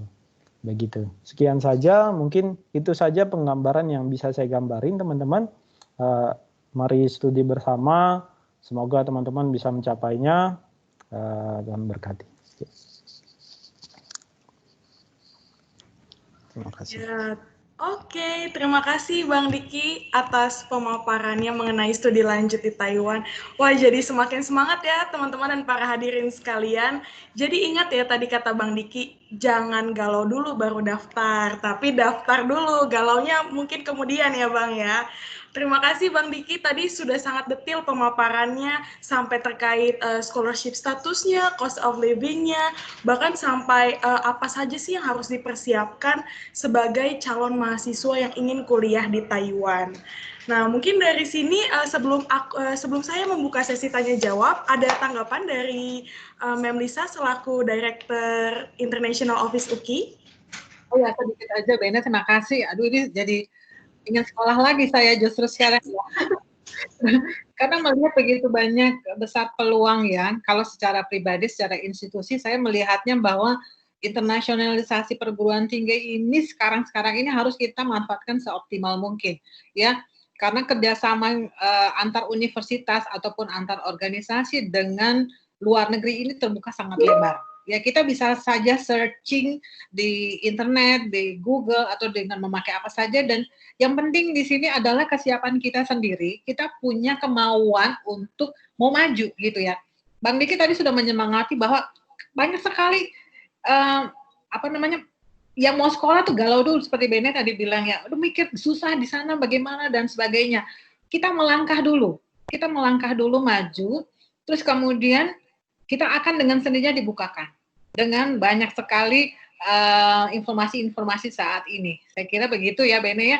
Jadi keuntungan buat seorang untuk studi lanjut, apakah itu di jenjang yang lebih tinggi untuk S2 ataupun S3, atau bukan untuk adik-adik, saya sebut adik-adik aja nih, untuk yang mau magang. Wah ini luar biasa sekali ya. Jadi bisa kuliah dan juga sampai bisa bekerja. Gitu kan. Dengan kondisi yang saat ini memang dimungkinkan segala sesuatunya. Ya, kita yakin kita harus punya positif mind ya, sehingga kita akan melangkah ke depan. Jangan sudah putus asa duluan mau melangkah, itu saya bahasa Inggrisnya kurang atau saya kurang ini kurang itu.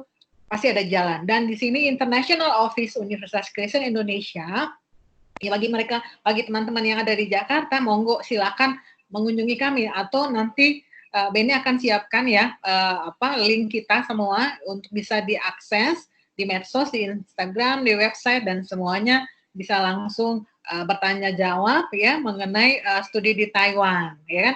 Jadi tadi Mbak Tirta juga menyampaikan bahwa kantor regional perwakilan dari Taiwan Education Center itu ada di UNJ, tapi bukan bagian dari UNJ. Jangan salah persepsi ya, cuma numpang kantornya. Kalau nggak salah saya dengarnya begitu ya. Jadi kalau misalnya ada yang mau menanyakan tentang bagaimana sih sekolah di sana di Taiwan, silahkan mengunjungi di kantor urusan internasional. Mulai dari pengurusan pasportnya, ya kan, ini ya.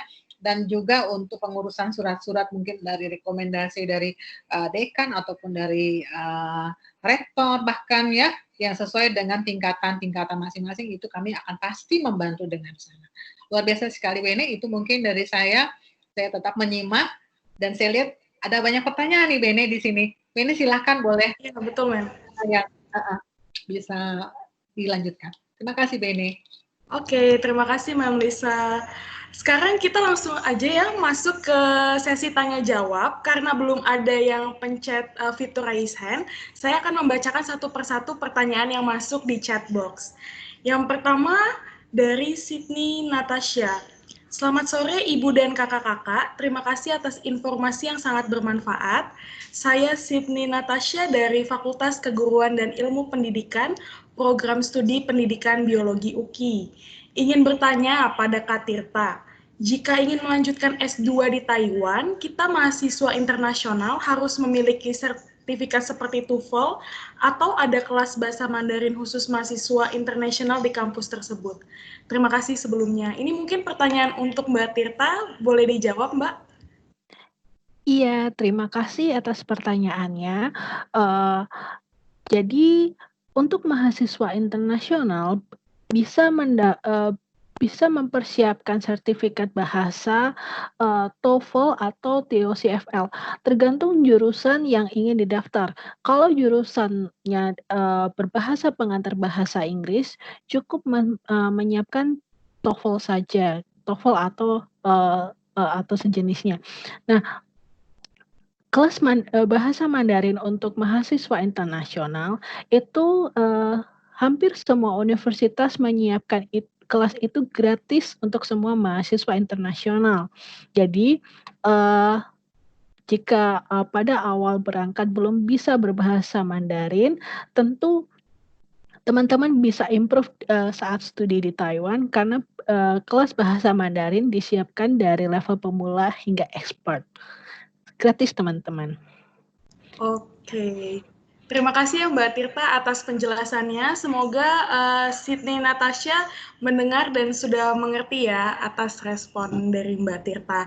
Lalu pertanyaan kedua ada dari Ibu Iyet Veda Sitepu. Beliau merupakan staf ahli untuk Rektor Universitas Kristen Indonesia. Pertanyaannya seperti ini, studi di Taiwan terdengar menjanjikan mengingat secara geografi tak terlalu jauh dari Jakarta. Mungkin kami bisa dapat info apa yang membuat studi lanjut di Taiwan lebih dibanding dengan negara lain. Prodi yang diunggulkan di Taiwan apa ya? Thanks atas responnya. Mungkin ini bisa dijawab Mbak Tirta atau Bang Diki juga boleh menambahkan ya. Silakan Mbak Tirta dan Bang Diki kalau ingin menjawab bisa open kamera supaya nanti interaksi kita nih bisa berjalan dengan baik. Iya. Ya, mau Bang Diki dulu atau saya? Mbak Tirta aja dulu nggak apa-apa. Iya, jadi prodi yang diunggulkan di Taiwan apa itu perlu saya tekankan bahwa baik universitas negeri maupun swasta di Taiwan itu memiliki pendidikan kualitas pendidikan yang tinggi. Nah, setiap universitas memiliki spesialisasi atau keunggulan masing-masing di bidang ataupun jurusan tertentu gitu. Misal bisa saya jelaskan di sini pada umumnya kalau misal engineering, tentu Taiwan itu mengunggulkan semiconductor engineering karena industri semikonduktor di Taiwan saat ini merupakan salah satu yang terbaik di dunia. Tapi tidak melulu terbatas hanya semikonduktor engineering, teman-teman. Bahkan manajemen ataupun economic atau political science, budaya, sastra, tentu banyak sekali universitas yang memiliki spesialisasi di bidang tertentu. Jadi tidak melulu karena ini misal ranking universitasnya tidak terlalu tinggi dibandingkan yang top universities gitu. Bukan berarti kualitasnya diragukan, bukan, tapi karena spesialisasinya bisa saja berbeda seperti itu. Jadi yang membuat studi lanjut di Taiwan itu lebih dibandingkan dengan negara lain karena bayangkan saja negara dengan integrasi yang baik antara pemerintah, industri, dan universitas itu terjalin sangat baik. Tentu teman-teman akan mendapatkan funding yang cukup gitu, baik dari segi living cost maupun research itu bisa terpenuhi gitu. Misal kalau studi di negara lain mungkin cost-nya akan lebih tinggi gitu. Bisa dikatakan bahwa kualitas pendidikan dan riset di Taiwan itu bersaing teman-teman dengan negara maju lainnya. Seperti itu. Mungkin Bang Diki bisa menambahkan. Oke, ya terima kasih Mem Ian. Saya jawabnya singkat aja ya, biar yang lain nanti sempat dijawab pertanyaannya. Kalau yang membuat negara Taiwan lebih unggul, menurut saya pribadi, ya teman-teman, Anda lebih mudah mengakses studi ke sana dibanding negara lain. Sebenarnya saya pernah lulus di New Zealand, begitu ya, di Selandia Baru untuk S2. Hanya saja chance-nya menurut informasi yang saya terima, ya, chance-nya lebih kecil. Begitu, berhubung dia memang bukan negara yang sembarangan ya teman-teman. Nah jadi menurut saya yang sangat menurut saya teman-teman bisa masuk ke dalamnya dengan mudah, tapi keluar tidak dengan kualitas sembarangan. Teman-teman, saya merasa seperti itu. Begitu saya masuk ke sana seperti saya mulai dari nol. Tapi karena gap teknologi yang cukup besar.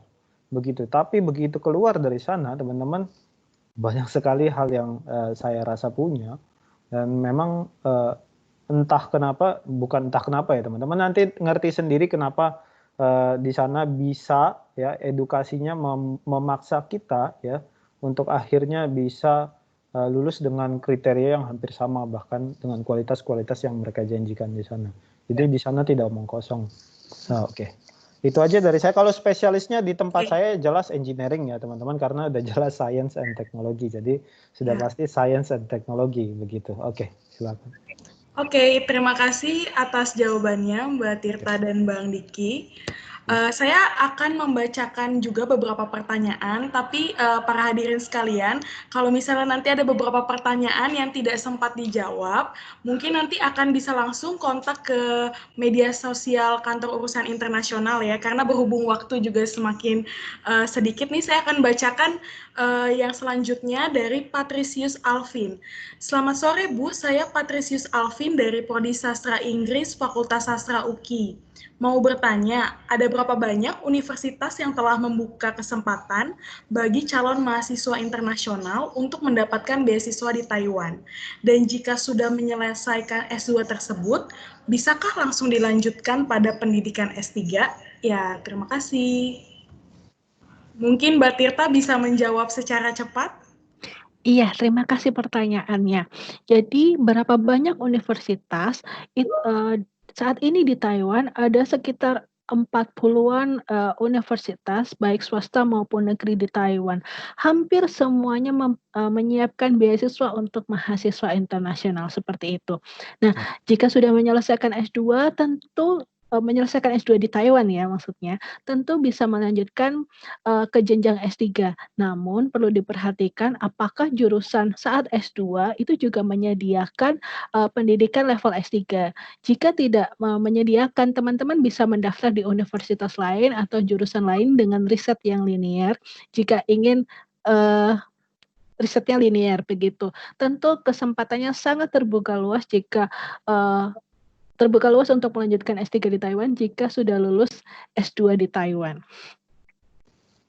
Oke, terima Ya, kasih. teman-teman mau nambahin, di sana tuh Oke. ada fast track ya. Jadi ada yang langsung ke S3 ya tanpa S2. Jadi ada program fast track mungkin nggak semua kampus saya nggak tahu, tapi di kampus saya ada fast track. Teman-teman bisa apply dari S2 sudah mau selesai. Nanti teman-teman tinggal apply lagi ke profesornya, itu sekitar 2 atau 3 tahun bisa langsung ke S3 teman-teman. Begitu. Oke. Oke, terima kasih Bang Diki dan Mbak Tirta atas tanggapannya. Ini kita ada pertanyaan dari peserta di luar UKI, asal universitasnya adalah Unika Widya, ada dari luar UKI ya, atas nama Sylvia Kurniawati. Saya mau bertanya pada perwakilan TEC, apakah ada batasan usia untuk S2 dan S3? Maaf, tadi Mbak Sylvia ini berasal dari Unika Widya Mandala Surabaya. Mungkin bisa dijawab, Mbak Tirta? Iya, terima kasih pertanyaannya. Kalau spesifik tentang beasiswa MOE Taiwan Scholarship, itu tidak ada batasan usia untuk mendaftar S2 dan S3. Begitu juga dengan melanjutkan di universitas. Tapi itu yang saya tahu bahwa pada umumnya tidak ada batasan usia. Tapi perlu dicek ulang di website masing-masing universitas barangkali untuk jurusan tertentu S2 dan S3-nya memiliki persyaratan batasan usia. Tapi generally tidak ada batasan usia seperti itu. Banyak sekali peserta calon maksud saya mahasiswa S2 atau S3 yang sudah berkeluarga gitu, membawa keluarga di Taiwan, itu sudah banyak sekali. Wah, terima kasih ya Mbak Tirta atas penjelasannya. Nah, tadi kan sudah ada mahasiswi dari FKIP, ada dari Sastra juga. Lalu ini kita ada pertanyaan dari mahasiswa Prodi HI Visipol UKI. Selamat sore Bang Diki, saya Nathanael Joel dari Prodi HI Visipol UKI. Selama Abang aktif dalam ICE ya, kira-kira aktivitas seperti apa saja yang Abang lakukan di sana? Oke, ya terima kasih Nathan. Pertanyaannya. Kalau dibilang aktivitas apa, banyak sekali sih. Dimulai dari jadi performance tersendiri di exhibition. Ya saya belajar nari kecak di sana teman-teman ya. Oh, ya. Jadi bisa dibilang saya lebih tahu budaya Indonesia malah di Taiwan begitu ya ketimbang saya di sini begitu. Karena di sana benar-benar kental sekali budaya yang diperkenalkan di ICE itu begitu kental. Lalu mempersiapkannya itu juga nggak sembarangan, nggak cuma 1 atau 2 malam begitu, tapi bisa sampai berbulan-bulan kita nyiapinnya. Di sana juga belajar bagaimana berorganisasi soal tidak hanya soal performance, tapi juga soal mengatur lokasi dan seterusnya, berkomunikasi dengan pihak OIA begitu ya, lalu kemudian melihat kebutuhan anak Indonesia yang ada di sana begitu ya. Ini kalau yang ini dari segi ISA ya Nathan ya, jadi ada 2 yang saya tergabung, itu ada ICE itu lebih ke budaya, lalu kalau ISA itu lebih ke urusan organisasinya begitu. Di situ dilihat asrama itu kebutuhannya apa saja, lalu kira-kira apa yang mau ditonjolkan sekarang dari segi anak Indonesianya, lalu kemudian memastikan kesehatan mereka dan juga tidak stres, karena itu masuk dari job kita sebagai ISA di sana teman-teman, atau ISA, NTSD ISA. Lalu kemudian membantu teman-teman nanti yang baru datang, gimana caranya nanti mereka registrasi seperti kita disambut, kita harus menyambut mereka. Lalu kemudian gimana caranya membuat welcome party, kemudian membuat suasana di kampus itu benar-benar senyaman mungkin untuk orang Indonesia yang baru datang. Jadi memang benar-benar sangat di welcome orang Indonesia dari mulai masuk sampai dia keluar jadi alumni, Bahkan kita ada yang namanya farewell party, itu pun disiapin oleh NTUST ISA. Itu maksudnya dipersiapkan gimana caranya dia nggak lupa sama NTUST ISA, ya, sama NTUST begitu teman-teman. Jadi banyak sekali, Nathan, di sana semua bakat kamu, semua organisasi dan skill kamu akan kepake, baik itu dari segi komunikasi, baik itu dari segi skill dan seterusnya, itu akan kepake dan dilatih di sana. Demikian. Terima kasih. Oke, terima kasih Bang Diki atas penjelasannya. Ini aku mau bacakan satu pertanyaan terakhir, karena pertanyaan ini hampir ditanyakan, ada beberapa pertanyaan yang sama terkait bekerja di Taiwan. Aku coba bacakan dari pertanyaan dari Ellen dan Niputu ya, coba saya rangkum. Kalau dari Ellen ini, dia dari FK Pendidikan Matematika. Saya ingin bertanya, setelah kita lulus S2 dari Taiwan dengan menggunakan beasiswa Taiwan Government Scholarship, apakah ada feedback yang harus kita berikan kepada Taiwan? Misalnya seperti bekerja di Taiwan, bagaimana ketentuan yang berlaku? Karena ini juga ada beberapa pertanyaan dari mahasiswa menanyakan kesempatan bekerja di Taiwan setelah lulus kuliah di Taiwan itu seperti apa?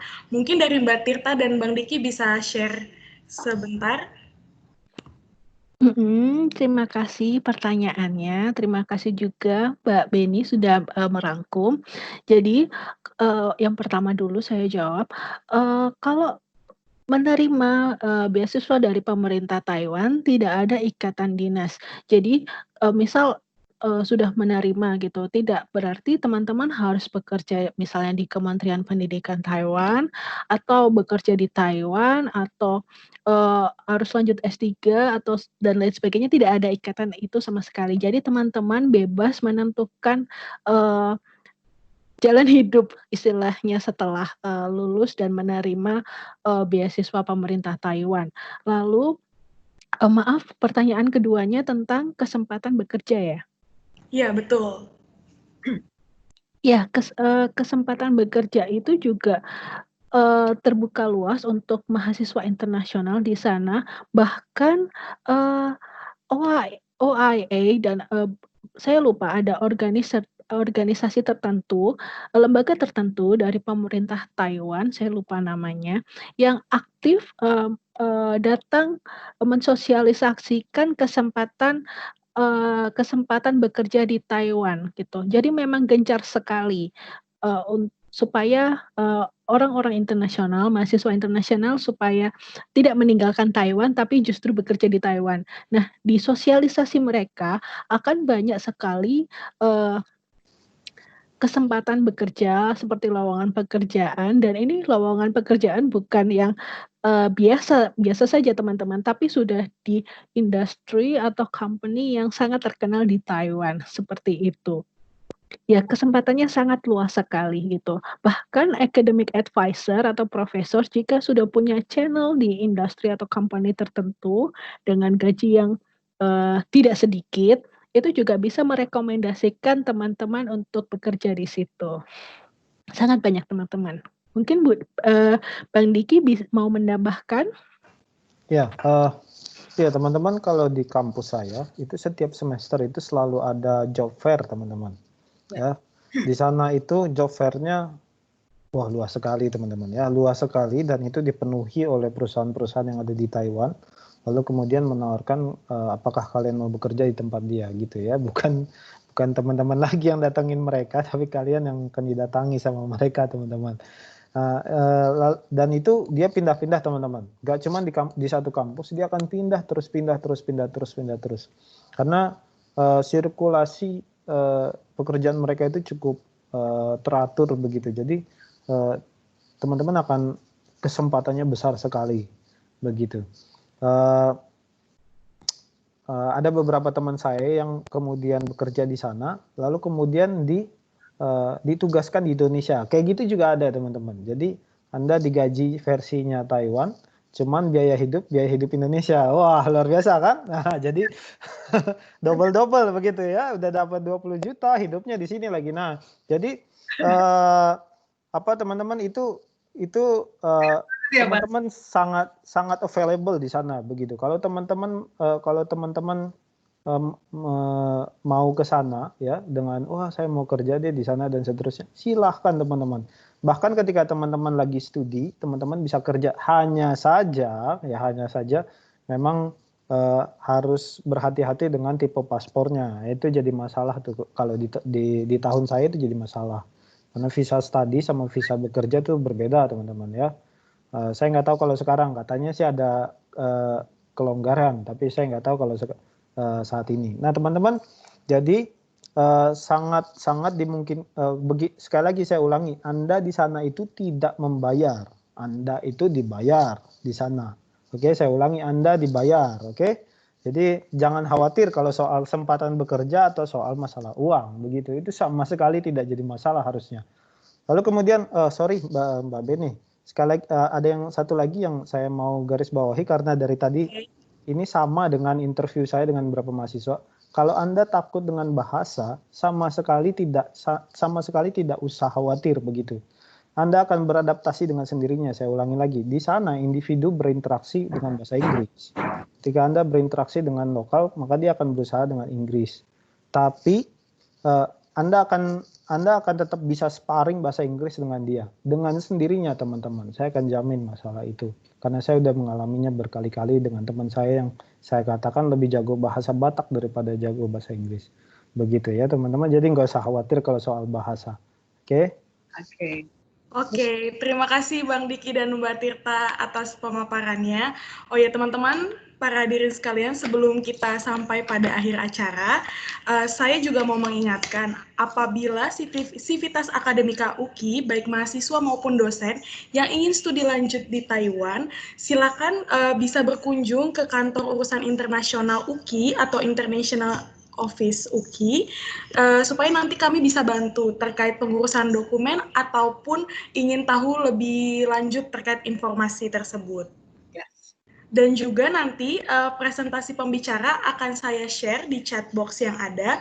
Jadi teman-teman dan para hadirin apabila tadi misalnya ada yang terlewat poin-poin presentasi daripada pembicara, bisa diakses kembali. Sebentar, saya mau coba. Oke, mungkin sambil Beni akan share. Ini ada pertanyaan untuk Mem Lisa. Ada yang nanya juga ternyata ya. Dari Sydney mahasiswa dari Archip Biologi UKI. Thank you Sydney. Tentu saja Sydney bisa berkonsultasi ke International Office UKI. Biasanya yang untuk berangkat ke luar negeri, walaupun sudah dijelaskan oleh Bang Diki ya, bagaimana harus membuat suatu persiapan ya, mappingnya, terus kadang ada yang membuat CV. Nah itu ada banyak yang juga mahasiswa yang datang yang kesulitan dan mereka berkonsultasi ke kita. Silahkan Sydney untuk berkonsultasi dengan International Office. Kalau saat ini mungkin ada keterbatasan karena kita masih dalam masa pandemi. Iya betul. Ya, menghubungi yang sudah tertera di screen ini, bisa langsung kontak ke kita dan langsung kita bisa akan membantu dengan sukacita tentu saja. Dan juga buat para peserta yang bukan dari UKI, atau saya lihat juga di sini ada beberapa peserta yang masih SMA Beni, yang itu baru lulus, ya, jangan ragu-ragu untuk mendaftar menjadi mahasiswa UKI, karena di UKI ini banyak peluang ya, peluang untuk mendapatkan kesempatan melanjutkan kuliah, ya studi lanjut seperti di Taiwan, juga banyak magang juga yang bukan hanya nasional bahkan internasional. Jadi buat adik-adik yang baru lulus SMA saat ini yang mungkin juga masih belum menentukan pilihan mau kuliah di mana, mau lanjut di mana, ya karena saat ini masih bimbang juga mau di mana, ya kan. Jadi saya insya Allah menyemangati bahwa di UKI selain kita juga melayani untuk banyak program studi, kurang lebih ada 30 lebih program studi di yang S1, S2, dan S3, silakan juga bisa mampir di website UKI dan IG UKI, ya, UKI 1953.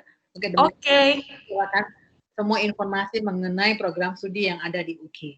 Oke. Itu Bene. Ya, thank you. Terima kasih Mbak Melisa sudah dipromosikan ya terkait kampus kita Universitas Kristen Indonesia.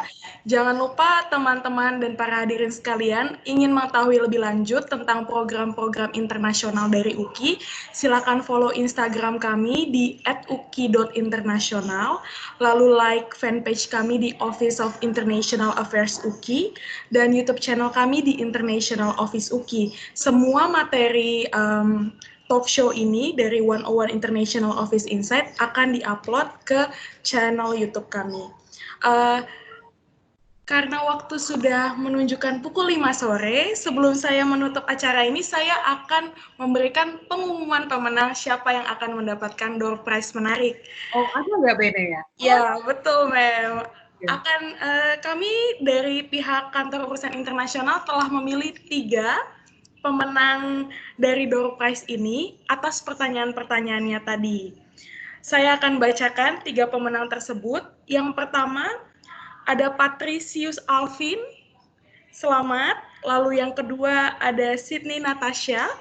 Dan yang ketiga Sylvia dari Surabaya.